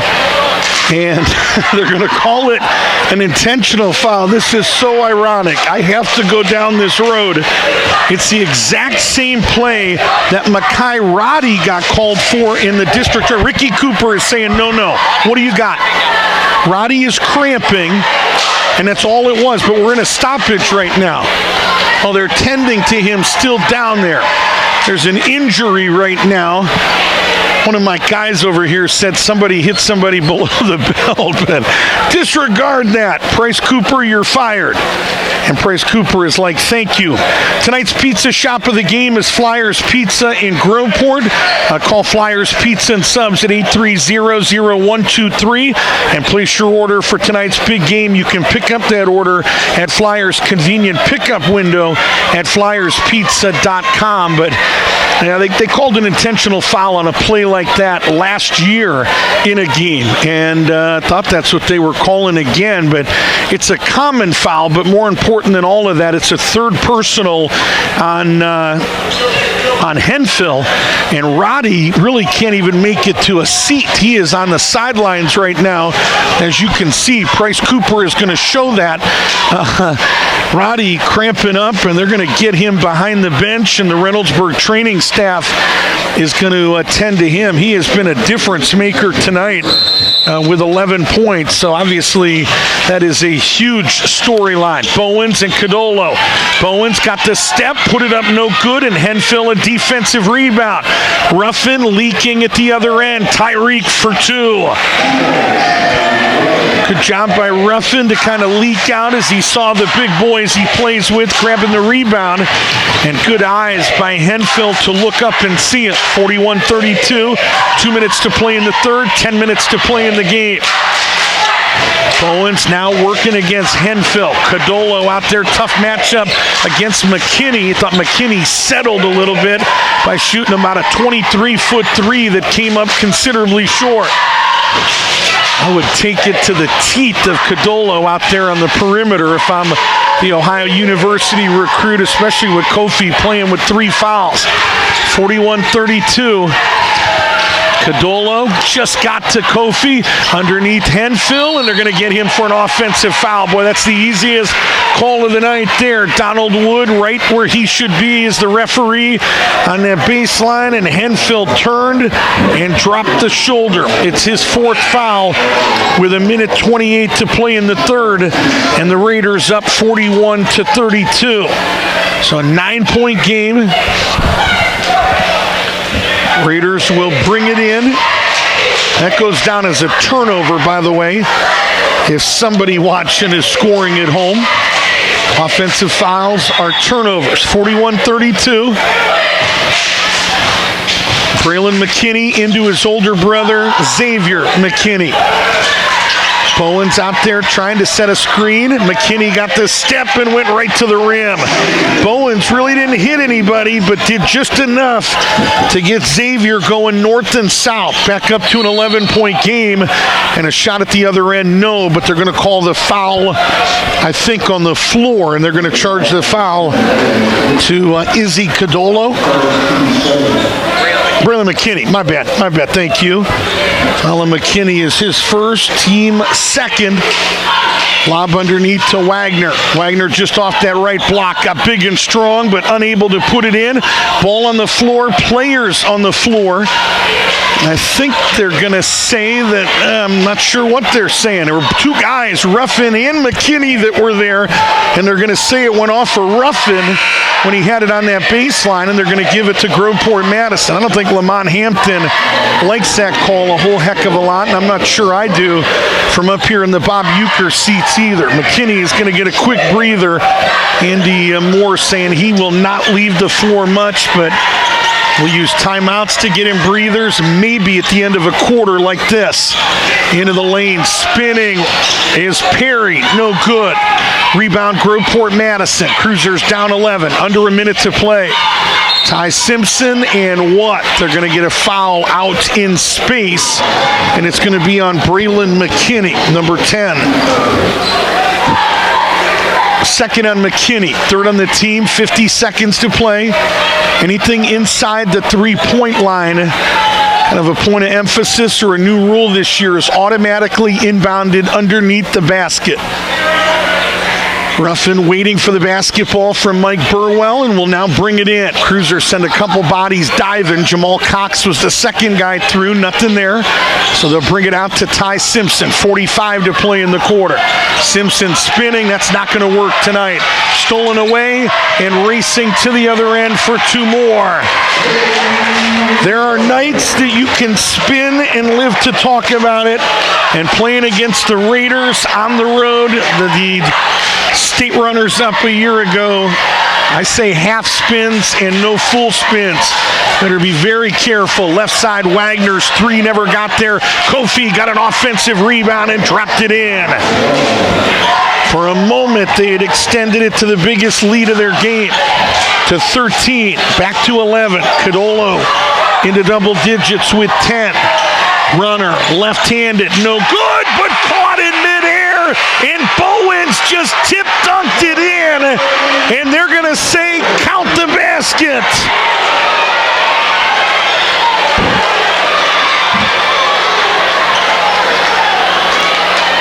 It was Tyler Postel that missed it, the lefty with the runner, and Jordan Bowens came in, caught it in midair, and rammed it in with a one-handed jam to beat the buzzer. And the Raiders have taken a 47-34 advantage as they open up the biggest lead of this game heading into the fourth and final stanza. It was a 6-point game at the break. They outscored Groveport Madison 17-10 in that third quarter to get us to 47-34 with 8 minutes to play in this game.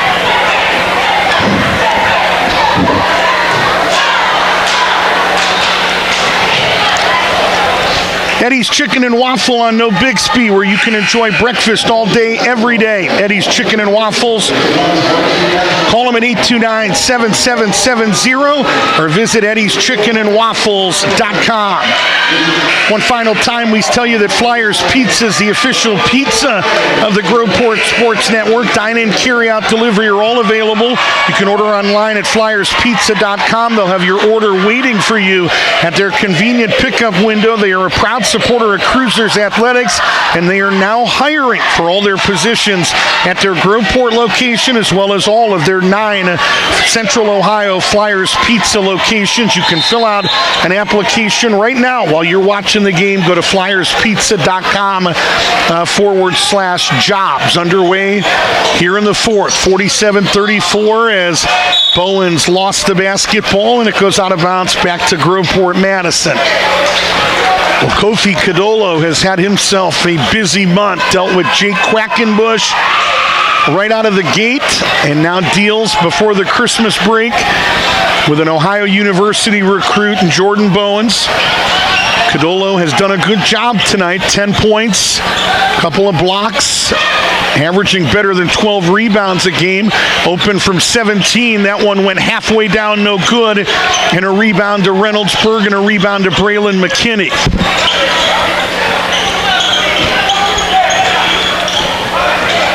Xavier McKinney, their point guard, was away from the basketball. Now comes out and grabs it, top of the key, working against Ruffin. Little half spin, fades from 17, no good. Battle for the rebound, and Izzy Cadolo working hard underneath the rim. Ties up Peyton Hooper. Possession arrow will give it to Groveport Madison. Good effort by both of those guys. That's a good example there. McKinney, as good as he is, I'm not sure, he better be very careful with a full spin. That's a good example of a nice half spin against a pretty darn good defensive player, whether he's on the gridiron or the hardwood, and Ruffin. And got a good look, and here's a good look as Jordan Bowens with a windmill hammers it in at the other end. Bowens with 17. The lead is 15. And Lamont Hampton says, let's talk about it. Timeout on the floor. 6:44 to play in this basketball game. A little bit of holiday hoops. Friday night hoops presented by our good friends at First Service Federal Credit Union. And Coach Hampton has called a Crumble Cookie Cruisers timeout. Open 8 a.m. to 10 p.m. Monday through Saturday. Closed on Sundays. You can download the Crumble Cookie app or visit crumblecookies.com to place your order today. Thank you to Reggie and Kia Germany and the rest of the team at Crumble Cookies. Logan Marburger is tonight's realtor of the game. He has the experience and resources necessary whether you plan to buy or sell. He is with RE/MAX One. He's a proud Groveport Madison alum, former Groveport Madison baseball player, and he's proud to support Cruisers Athletics. He always says, Rick, I bleed red and black. Logan, we do too. Logan Marburger and the team at RE/MAX One, where real estate is a lot more than just transactions. It's about earning trust, creating lasting relationships, and helping individuals and families in this community achieve their dreams. Realtor Logan Marburger brings energy, brings enthusiasm, and he brings results. Call him at 614-531-4448 or visit logan-marburger.remax.one. Even if you don't need a home right now, remax.com, I should say. Let Logan Marburger tell him you heard him on the Groveport Sports Network. Thanks again to Swenson's. They are feeding our crew tonight. Purchase a $25 gift card. They'll give you a $5 bonus spot, good in all of January and February. 5 Central Ohio locations, even that last-minute Christmas gift on Christmas Eve, open till 7:30. Thanks, Michelle Murfield. Cruisers come out of the timeout, and Codolo just put it in. No, that was... trying to see who put that basket in. Codolo put it in. Izzy Codolo. Kofi was around there too, kind of shielding us a little bit. Izzy puts it in for his first 2. It'll go down as a 4th foul on Xavier McKinney now. So you had Makai Roddy cramping. He's back out there now. Cruisers will shoot their first free throw in a long time, and it goes in. So Izzy Codolo with his first points of the game. Now with 3. Cruisers unofficially 4 of 8 at this charity stripe for 50%. And it's the first foul on the Raiders here in this 4th quarter. They lead by 12, and Roddy, they're going to call a jump ball. Andy Moore, I don't think, likes the call. I thought maybe they were going to call steps on Makai Roddy. They're going to say he was tied up. He's still hobbling a little bit. Makai Roddy battling through those cramps, trying to play right now, and you can watch him coming off screens right there. He is not 100%. Maybe we'll get an idea here as he comes off a screen from Bowens, raises up, 17-footer never got there, but it was blocked out of his hand. Andy Moore is asking for a foul call, and he's not going to get it. 49-37. 12-point game. Raiders have led by as many as 15. Cruisers have led by as many as 8. And that one punched on the miss out to Henfield. Henfield looking to race to the other end. Double teamed. Going to step through a double team, and Bowens just blocked his shot. And they're going to get steps on Bowen, who collided with his own teammate right in front of the men in stripes. So the turnover going to give it right back to Groveport Madison. Cruisers again do not play until Tuesday, January the 6th, when they go to Olentangy Orange. Reynoldsburg Sunday night, 8:30 at Capitol against Lakota West.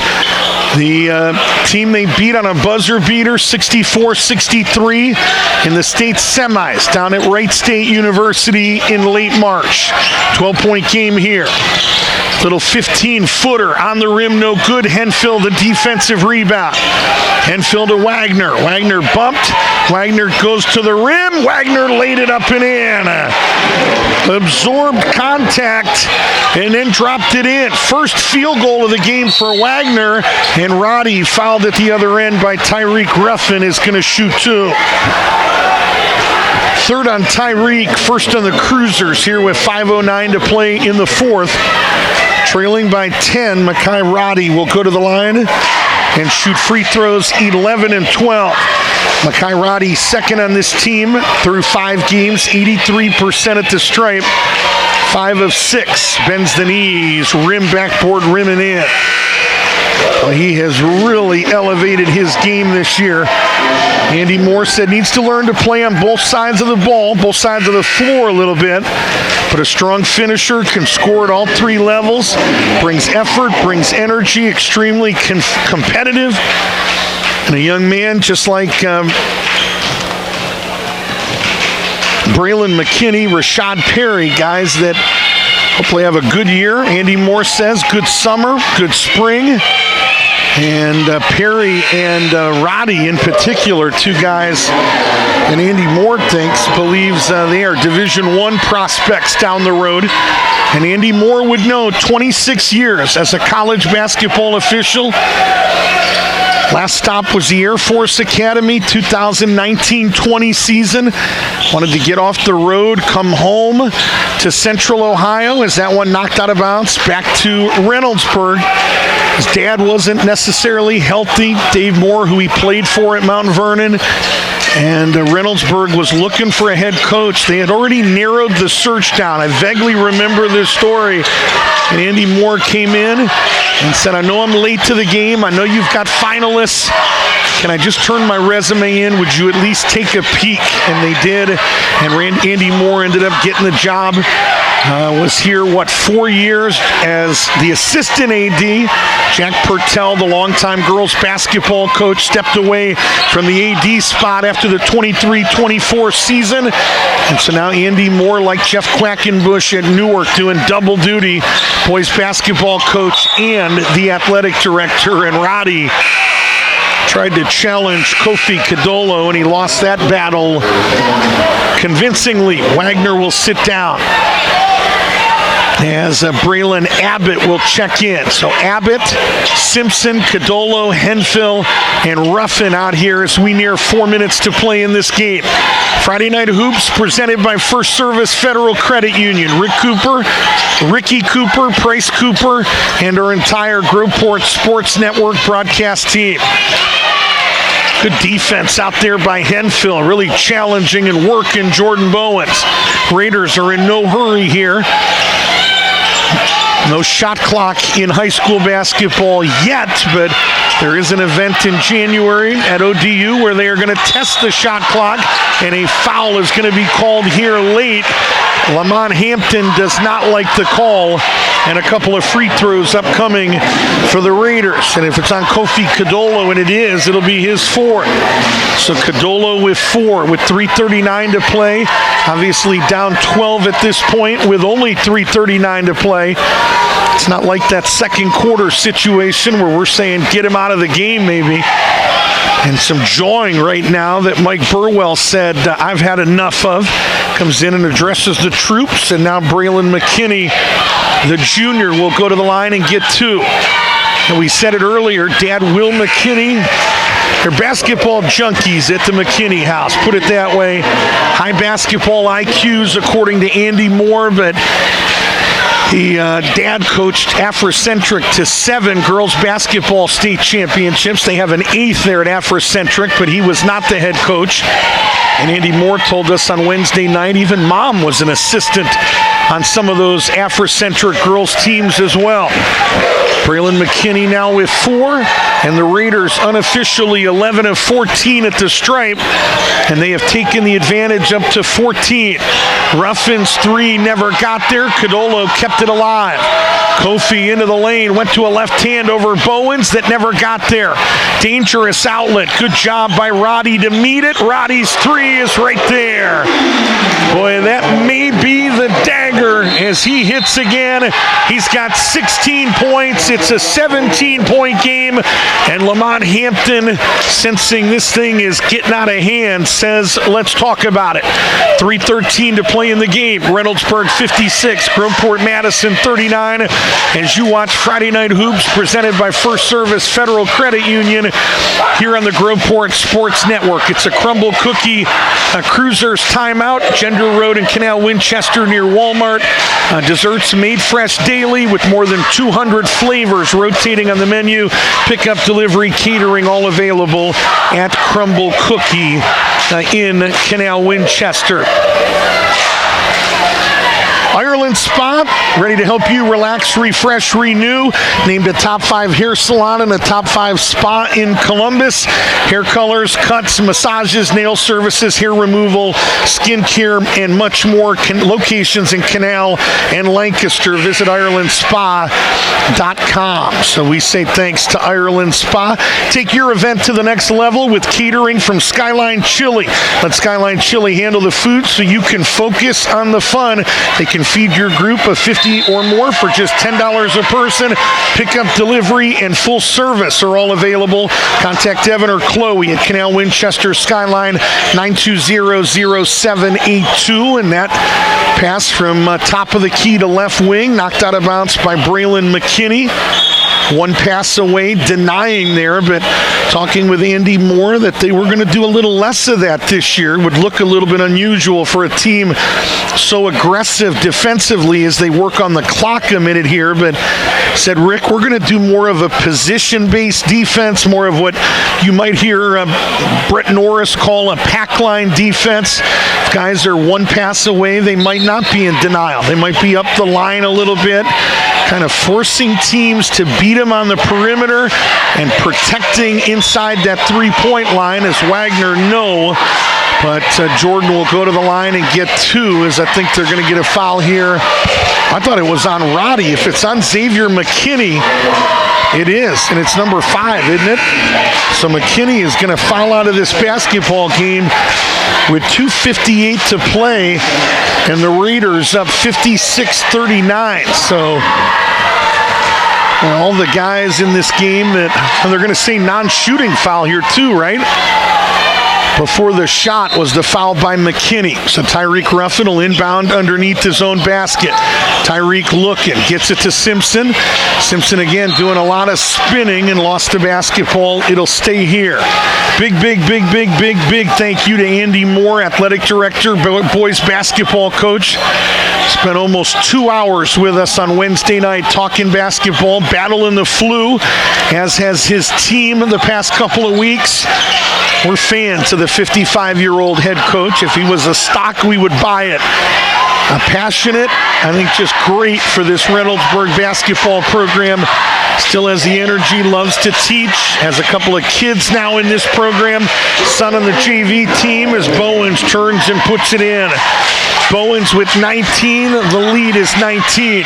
The Raiders are going to stay perfect in the league as Wagner just hit a 3. Wagner with a half dozen, and Lamont Hampton calls a crumble cookie timeout with 2:16 to play. Raiders' only blemish on the card, as we said, Saturday, I should say. Saturday after Thanksgiving at that All-Ohio Classic, they lost to Lutheran East, the defending Division V state champs. They will actually play Division II state champs, Westerville North, at an event on Sunday. But they lost that game to start the year. It was about a 15-point loss, and they have been perfect since. Raiders are going to go to 5-1. They're going to go to 4-0 in the OCC Buckeye, and they will be tied atop the division with the winner of Newark and Pick Central, who is also playing tonight. Cruisers are going to drop to 3-2. They're going to go to 2-2 in the league. And the dangerous thing now, they're going to find themselves 2 games behind a couple of different teams in this division. Again, tonight's realtor of the game is Logan Marburger with Remax One. The experience and resources necessary whether you plan to buy or sell. He is a proud Groveport Madison High School alum. And with Logan Marburger and the team at Remax One Real Estate, a lot more than just transactions. It's about earning trust, creating lasting relationships, and helping individuals and families in this community achieve their dreams. Logan Marburger brings energy, enthusiasm, and results. Their phone number on the screen. You can also visit or learn more at Logan-Marburger.remax.com. And the Cruisers commit a foul here, and it's going to be charged to Jordan Wagner.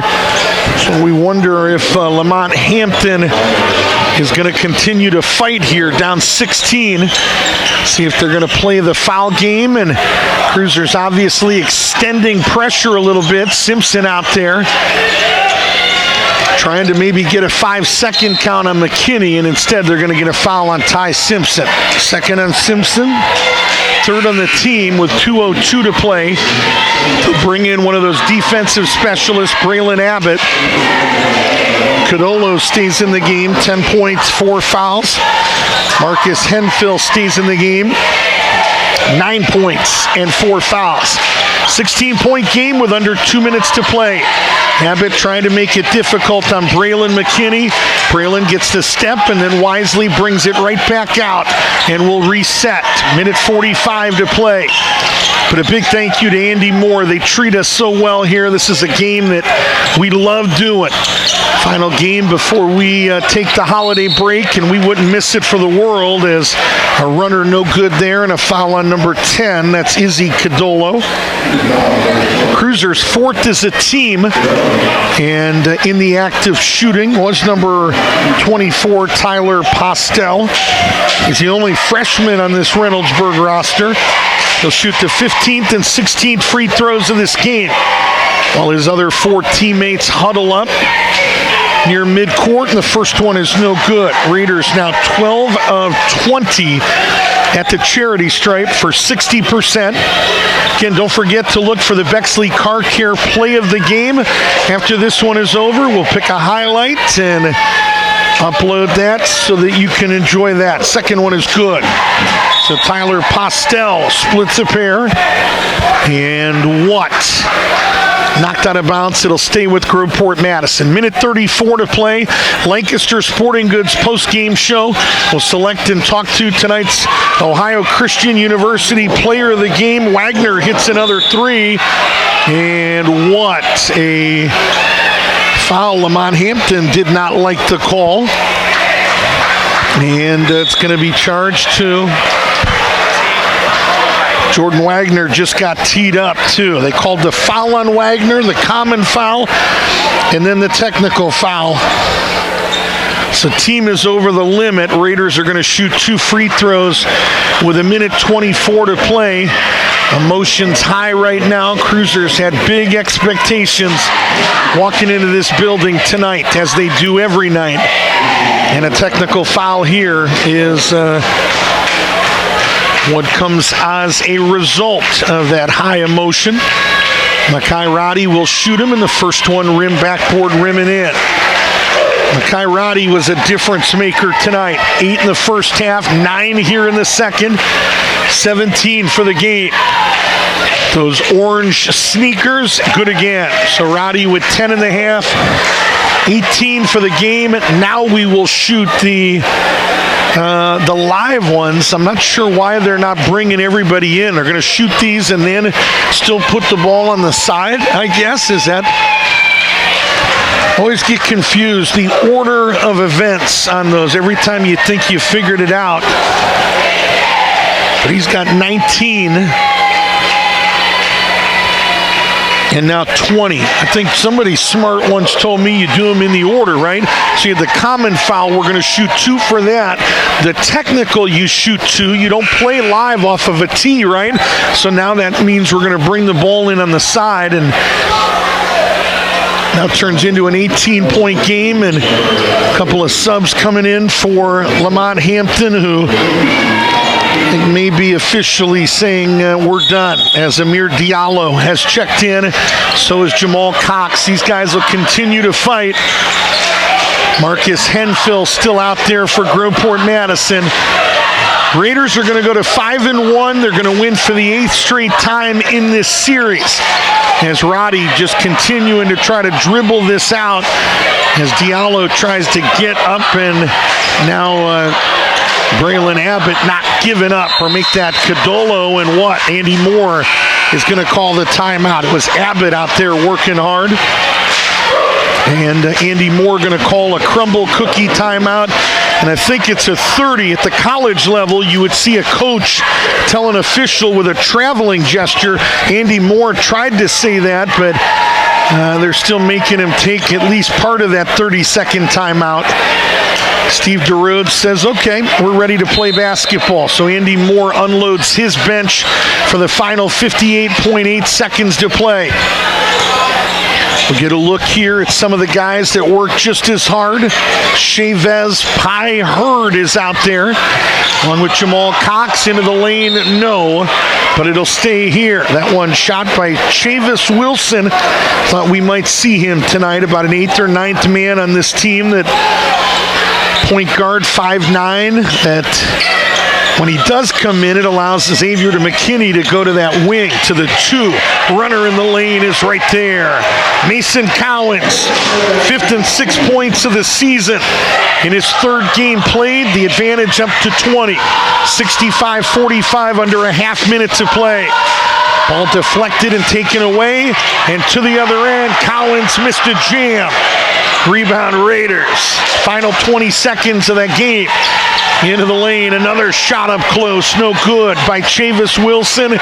65-45 underneath, 2 at the other end is up and in.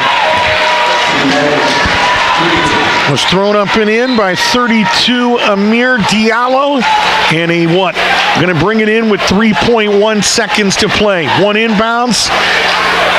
And the Raiders will dribble out the clock, and they will win this basketball game by the final of 65-47. It was close early.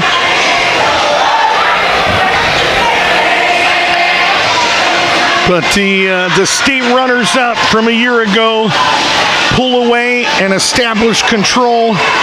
They win that 4th and final stanza, 18-13. And they win the basketball game tonight by the final of 65-47. Reynoldsburg goes to 5-1. They go to 4-0 in the OCC Buckeye. Groveport Madison drops to 3-2. The Cruisers are now 2-2 in OCC Buckeye play. Coming up, the Lancaster Sporting Goods post-game show. We'll talk to Lamont Hampton.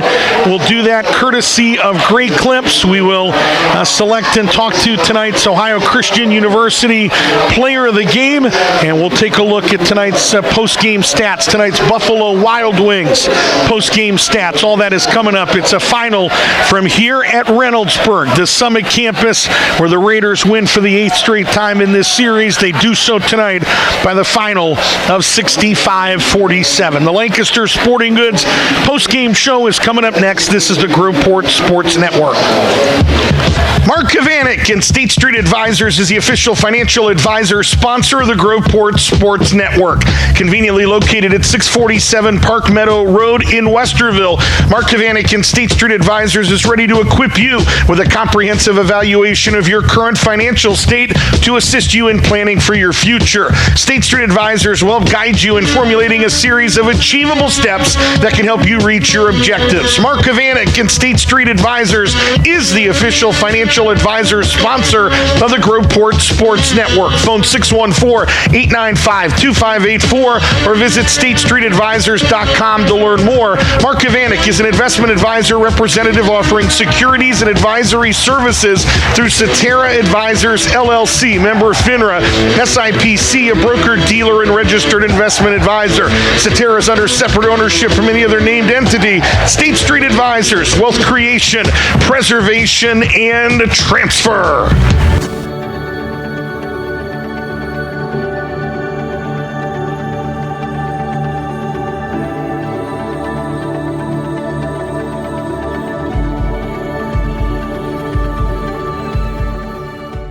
are all searching for a place to belong, a place to fit in, a place to call home.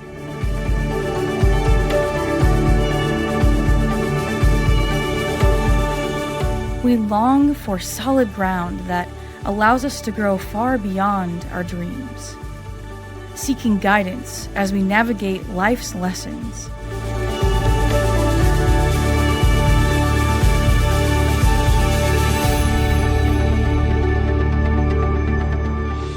Leaning on others' experiences to help unlock our full potential. Desiring authentic relationships, meaningful conversations, people to push us to success. Striving to define our purpose, find our mission, and following God's calling to change the world.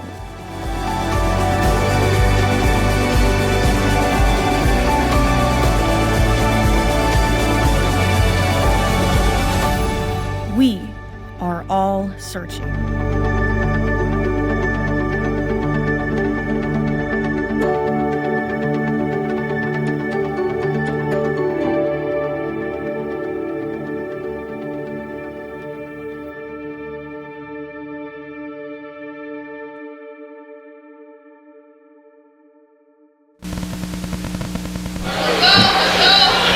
Well, it's a final from here at the Reynoldsburg Summit campus. The Raiders stay perfect in the OCC Buckeye.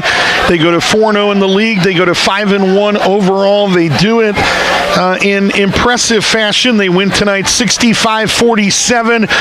The bright spot for this Cruisers team was early when they went on a 10-0 run and led 12-2 in that first quarter.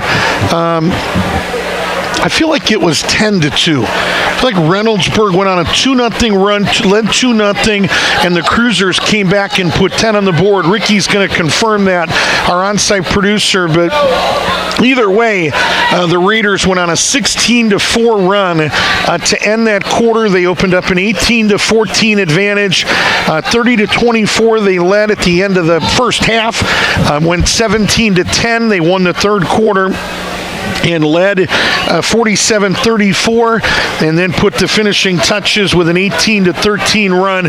Yeah, Cruisers led 12-2 in this game, and so then you do the math in this game. The Raiders, if you want to go big picture, they went on a 63-35 run the rest of the way. That's what happened. Cruisers were up 8, and they I'm sure I'm doing the math right. 12-2, and it ended up 65-47. So they went, Ricky Cooper, help me, 63-35. Yes, they go up 18. Cruisers led by, or 28. Cruisers led by 10. It gets us to our 18-point margin. So really a game of runs. Cruisers look like the better team early, but give credit to Andy Moore, give credit to Jordan Bowens, give credit to Xavier McKinney as they continue to establish themselves and put the final touches on a win tonight. So we do welcome you to the Lancaster Sporting Goods post-game show. Rick Cooper, Ricky Cooper, Price Cooper, and our entire Groveport Sports Network broadcast team. Big thank you to the team at Lancaster Sporting Goods led by Tim Wolf. We appreciate their support. Why don't we take a look while we have a moment, Coop, at tonight's Buffalo Wild Wings post-game stats, and we encourage you to support the ones that support us. Buffalo Wild Wings in Grove City, in Hilliard, and Grandview. So, if you're eating wings, those are the locations that support Cruisers Athletics. We encourage you to support them. Try the Pick 6 for $19.99 at Buffalo Wild Wings. Choose 2 appetizers, 2 entrees, and 2 soft drinks, all for $19.99. Mix and match and enjoy Pick 6 at Buffalo Wild Wings in Grove City, Hilliard, and Grandview. We take a look at tonight's Buffalo Wild Wings. Post-game stats, first of all, for the Cruisers, who had 6 different players scored tonight? 7, I beg your pardon. They were led tonight, as I look here, a bunch of guys in that 8, 9, 10 point plateau. Kofi Kadolo led the way with 10 points. They got 9 tonight from Tyreek Ruffin. They got 9 tonight from Marcus Henfield, who played much of the night in foul trouble, as did Kadolo.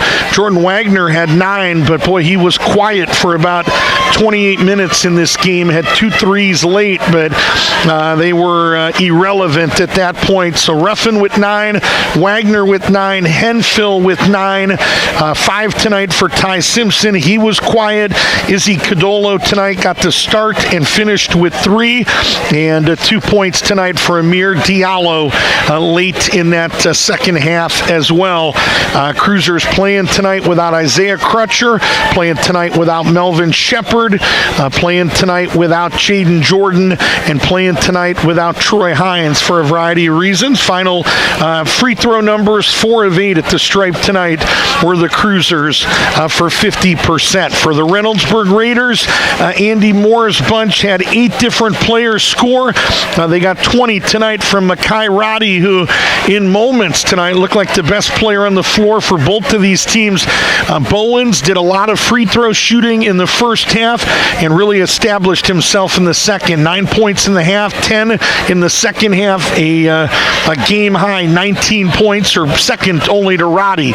20 for Roddy, 19 for Bowens, and they were the 2 guys that finished in double digits. 9 for Xavier McKinney, 8 for Rashad Perry. They get 4 tonight for Braylon McKinney. 2, Mason Collins got a bucket late and tried to get 2 more with a jam late in this game. Peyton Hooper, the lefty, scored 2, and Tyler Postel added 1 late in that game as well. Unofficially, the Raiders 17 of 20 at the stripe, and unofficially they made all the last 10 of their free throws. We had them 7 of 10 in the first half. We think they went 10 of 10 in the second, 17 of 20 for the game, which would be good for 85%. Reynoldsburg led 18 to 14 at the end of 1. They won the second quarter 12-10 and opened up a 30 to 24 lead at halftime. The Raiders won the third quarter 17 to 10 and opened up a 47 to 34 advantage. And in that fourth quarter, they won the fourth quarter 18 to 13, and it gets us to our final score tonight of Reynoldsburg 65 and Groveport Madison 47. Those are tonight's Buffalo Wild Wings post-game stats. Join Buffalo Wild Wings for Team Up for Kids, and they do a lot of good stuff helping youth organizations. You can also stop by and try the new Ultimate Sampler at Buffalo Wild Wings. You pick any 4 of your favorite appetizers and build your own personalized Ultimate Sampler. Try it today at Buffalo Wild Wings. Again, the locations that bring you Cruisers Athletics, the brand new location in Grove City, just off Stringtown Road. That place is phenomenal. The location in Hilliard and the location in Grandview as well. So we'll talk to Lamont Hampton, courtesy of Great Clips. I hope coming up, we'll talk to Kofi Kadolo, tonight's Ohio Christian University Player of the Game, hopefully coming up in a few moments as well. While we get ready to do that, Ricky Cooper, our Ohio Christian University, has been the sponsor of our Player of the Game segment for a long, long time, doing great things. One of the fastest growing schools in the state of Ohio, down in Circleville, Ohio, with pretty good basketball of their own. Got all the way to, third in the nation a year ago at the NCCAA level. We'll take a break, tell you more about OCU, and talk to Lamont Hampton coming up next here on the Lancaster Sporting Goods postgame show. Reynoldsburg a winner tonight, 65-47 here on the Groveport Sports Network.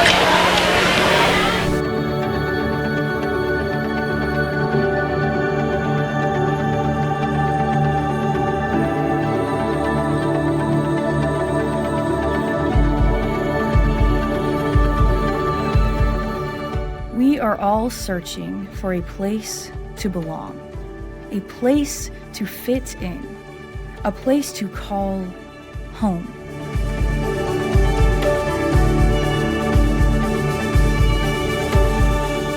We long for solid ground that allows us to grow far beyond our dreams, seeking guidance as we navigate life's lessons.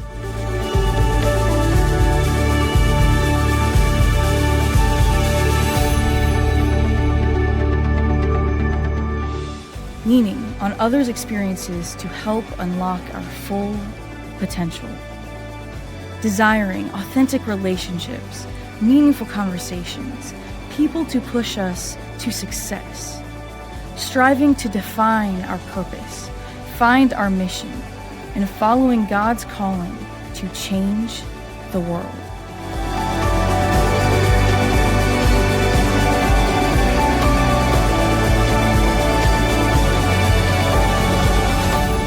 We are all searching.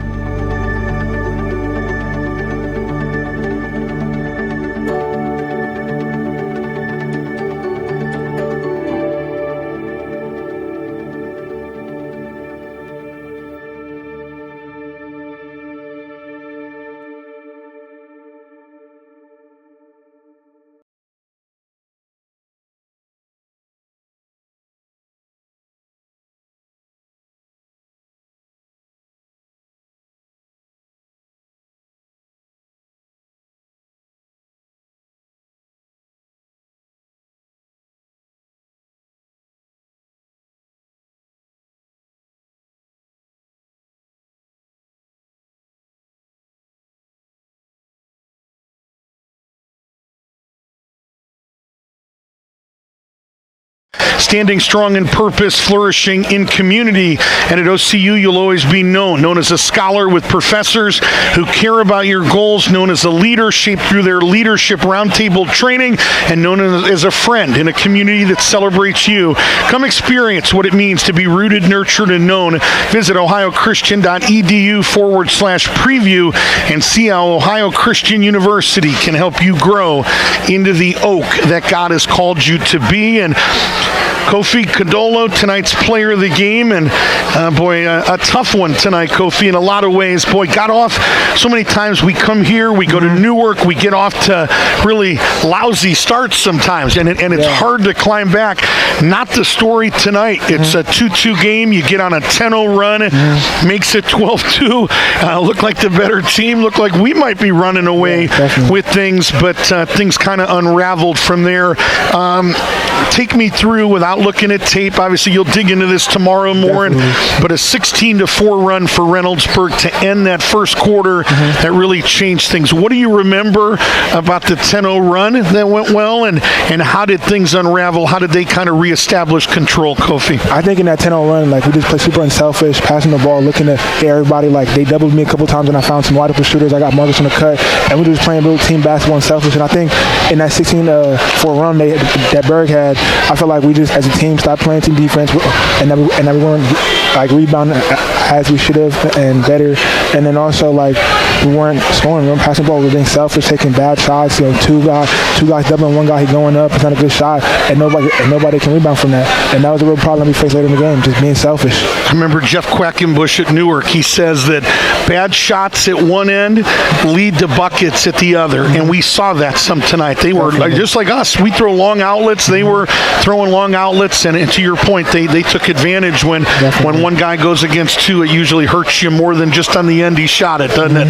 Definitely. So, tell me about, I said on the air tonight, boy, you've had a month. I know Ty, my son, friends with you, and he was talking about, boy, the challenge of playing against Jake Quackenbush in the opener.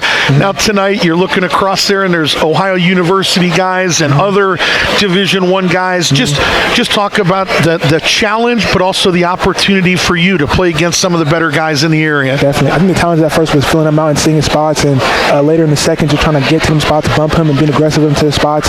And then the challenge was just trying to match up his energy. He was going at me hard. In some plays, I could have been a little bit harder, but I had to remember I had 3 fouls. I had to be disciplined on the closeouts and disciplined contesting the shots. So it was just a challenge overall the whole game. But I think towards the end, I started to figure him out a little bit better towards the end, definitely. Yeah. That was unusual. We commented for you to stay in that game with 3 fouls midway through the second. I was surprised. You went about 4.5 minutes, I think about 7.5 minutes to the 3-minute mark, and he pulled you, and you survived. 5. So obviously it says something about Coach Hamp and the trust he has. Definitely. Maybe he also felt like, hey, we need him in there. This thing's getting out of hand. But your thoughts on that? I guess maybe the best question is how I saw a couple times when Bowen scored on you in that stretch where it affected you, though. Like you're thinking, I mean, and then I start wondering, boy, is it better to have Kofi with 3 or bring a fresh guy off the bench that has 5 to give? You know, how much thinking are you doing at that point, and how much does that change your game playing in a second with 3 fouls? I think it changes a lot. For me, like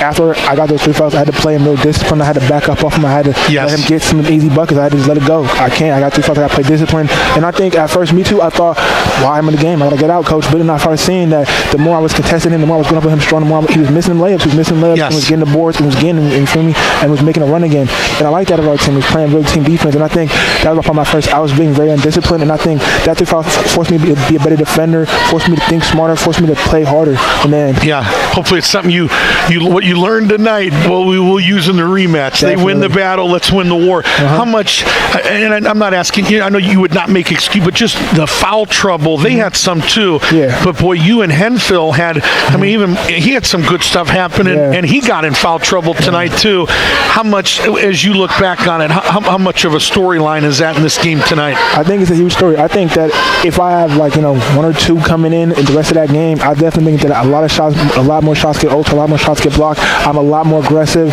and I think that we make a bigger push in that. Even if we do lose this game, it's by 1 or 2 or 3. Way lesser gap in between. So I think that them fouls really hurt us because he had to sit down for a whole half, a whole 2 quarters not playing, and we need him out there. You see, he makes a real impact on us on defense and on offense. So just not being aggressive as we possibly could just really hurt us. I ain't gonna lie. Yeah. How much? Can I ask this? How much does this really stinks because you don't play again for 18 days? We got that Walnut Ridge game that got pulled. Now we're not playing again till the 6th of January. I'm not going to say this ruins Christmas. That's a strong statement, but you know what I mean? Like this, there's not a game tomorrow night or Tuesday night. This is it. What was the demeanor of the guys? I'm sure they hate to lose. What was it like in that locker room before you came up?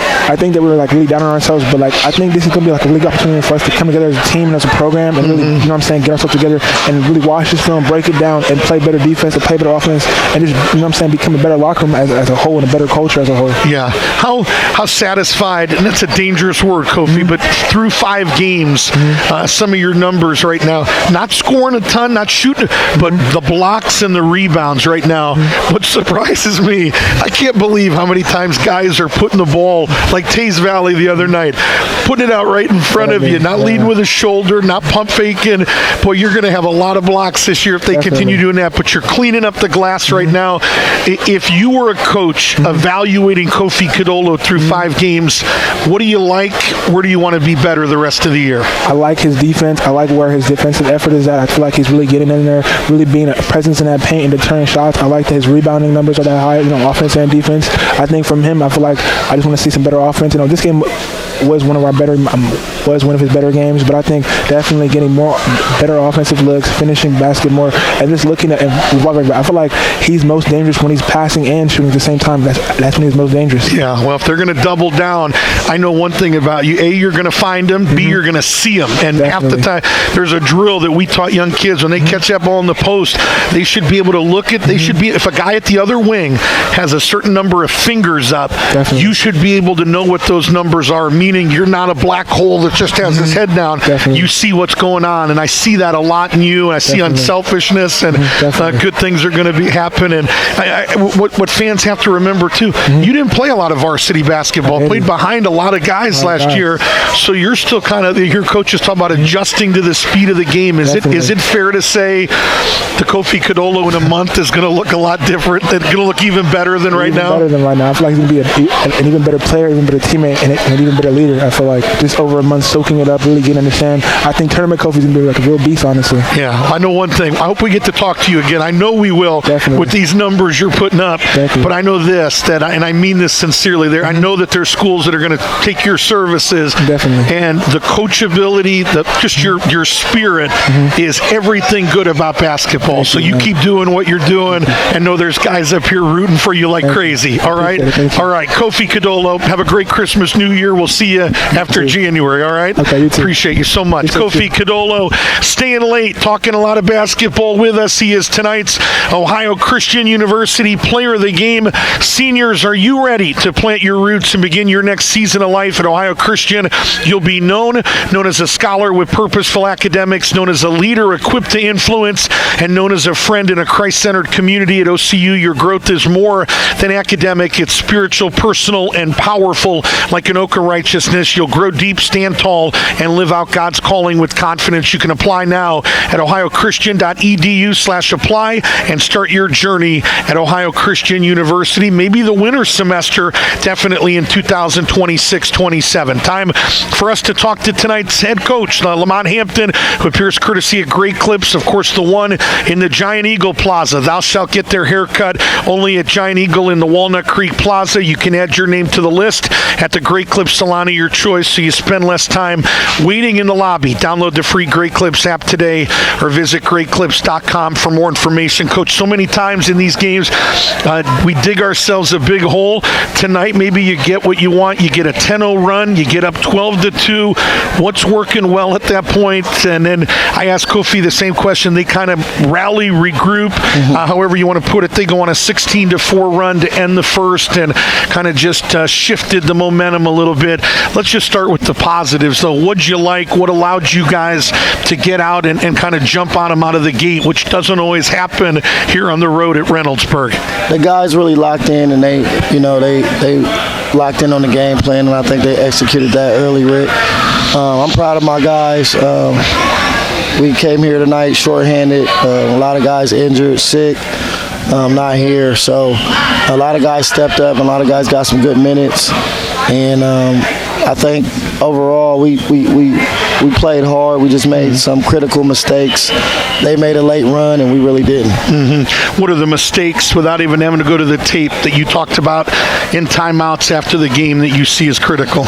Just defensive rotations, breaking down driving lines, not letting certain guys shoot open looks that hit open shots today. And we didn't get to the free throw line like we wanted to. We expected to get to the line at least 20 times, and they got to the line 20 times. We got to the line like, what was that, 4 for 9 or something like that? I have 3 of 7. I might be off. Yeah. No, that was in the first half. I have 4 of 8 for the game, 4 of 9. Okay. Yep. So that was big. And somebody came off the bench as a starter. He and scored 20. I don't remember who it is. I think it was Rowdy, number 5. But this. Rowdy 0. Perry number 5 gave him good minutes. Yeah. We held McKinney under his average, and that was big for us. And then we let somebody get off who we didn't want to get off. So. Kudos for them for recognizing that he was open and he knocked him down. I feel like we didn't. We didn't want to shoot a lot of threes today. I think we shot 10, 11, and he was 1 for 12 in the first half. And I wanted that to be down to like 6 or 7 threes. I want to get to the basketball because we was bigger. You mentioned the free throws, and I noticed last year you averaged about 16 of them a game, 6.8 this year. Tonight we shoot 8 or 9. How big of a concern is that right now through 5 games that you're not getting to the stripe with a lot of guys that are slashers and aggressive getting to the rim? Kind of take me through what's happening right now. I think sometimes, we might be a little bit out of control. We're not getting some of the calls we think we should get, and I think we're not, jump stopping and being under control. I think we'll get more of those calls as we get better, get a little bit more fundamental, driving to the basket. Because we're definitely getting there, and we're just not getting some of those calls. And I think the reason is because we might be a little out of control. How you're finishing? Yeah, how we're finishing. Because I was talking to the refs about it. I was on them, and they explained it to me, and it made sense. Yeah. So we got to get better at that. How much does, when you look back on this, the foul trouble, Kofi, Hensfield seemed like he had success, but man, it just changes you when, like, Kofi's in there. We talked about it on the air with 3 fouls. You trusted him 7.5 minutes. He played about 4.5 minutes, but it's a whole different Kofi Kadolo at that point because you're thinking about picking up the 4th. I'm yelling at him, don't try to block anything, wall up, and he's used to playing free, so that kind of mess with his head a little bit, and But big picture, how much does foul trouble do you think? How much of it is a storyline here? The fact that he and Henfield and Nah. no, I not think an excuse, but okay. No, I think some of them calls could have went either way. A couple of them calls we got blocks, clean blocks, and it was a little bit of body. Okay. So I just meant how much did it affect you guys being able to do what you did? That's what I meant. When Marcus got in foul trouble, that hurt us a lot. Because he seemed like he was having he was rolling. success. He was rolling big time in the first quarter. That hurt us a lot. And that's kind of how they went on their run when he was sitting. That's what I meant. Yeah. Yes, sir. Absolutely. Who else played, again, without the benefit of the tape? What else do you like tonight? Somebody that gave you good minutes that you were pleased with tonight that helped the cause? I feel like all the guys that played tonight played hard. Yep.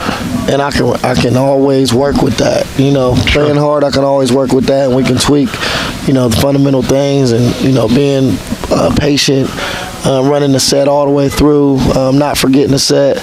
We see all those things that happen that a lot of people in the crowd don't see, but a lot of sets we kind of broke down, didn't run the set all the way through like we do in practice, so we got to clean that stuff up. You told me last year, you gave me a key and you said don't play hero ball or don't try for the home run. Kofi mentioned that as something he saw, that when things got down, that guys maybe got away from the set and tried to do too much on their own. Did you see that tonight as the head coach? Yeah, I did. When you got very talented guards, it's hard to kind of, because they're just competing and they're trying to win. So I understand their mindset, but you got to chip away at it. You're can't hit a home run when you're down 15-20. There's no such thing as a 20-point shot. So you got to kind of calm your mind down, and we'll get better. It's a whole new team. A lot of guys getting big minutes this year. Yep. So I feel like New year we'll be a lot better. Last question is, I'll ask you about that, an 18-day stretch before you play again. I know that's not what you wanted. You had Walnut Ridge in there. It got canceled. Yeah. That one is, it kind of stinks when you lose and you got to wait 18 days to play again, I imagine, as a head coach. But how much of that's kind of unheard of in high school basketball right now? How much of a concern is that? Or will you get in the gym and be able to get after it and still be ready for Orange? Yeah, we'll be in the gym, and we're pretty deep once everybody's healthy and we can compete. Still got a couple, not going to say who, but we might be playing that last week of December. Might have a game? A game, yeah. So okay. we'll try to do that, because I don't want to have a big game. When you have a game since the tap, right? That would be your 22nd game. So that might be nice. So anyway, well, if you don't, we're going to see you that week we come back. We're at Orange. We're at home against Pick Central. So no rest for the weary. Those will be a grind of a week. So Merry Christmas. Happy New Year, Coach. Thanks for staying late with us. All right. Appreciate you very much. That's head coach Lamont Hampton. Appears courtesy of Great Clips here on the Lancaster Sporting Goods post-game show.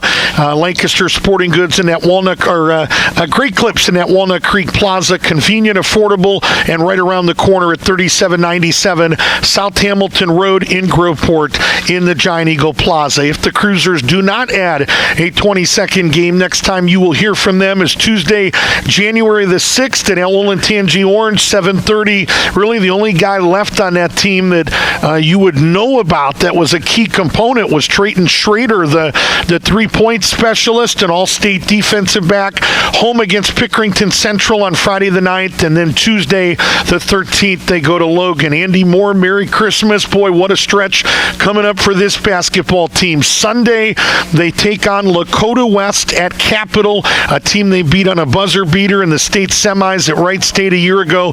8:30 the nightcap, and a really good day of basketball. Monday, the next day, the 22nd, they take on South Bend St. Joseph.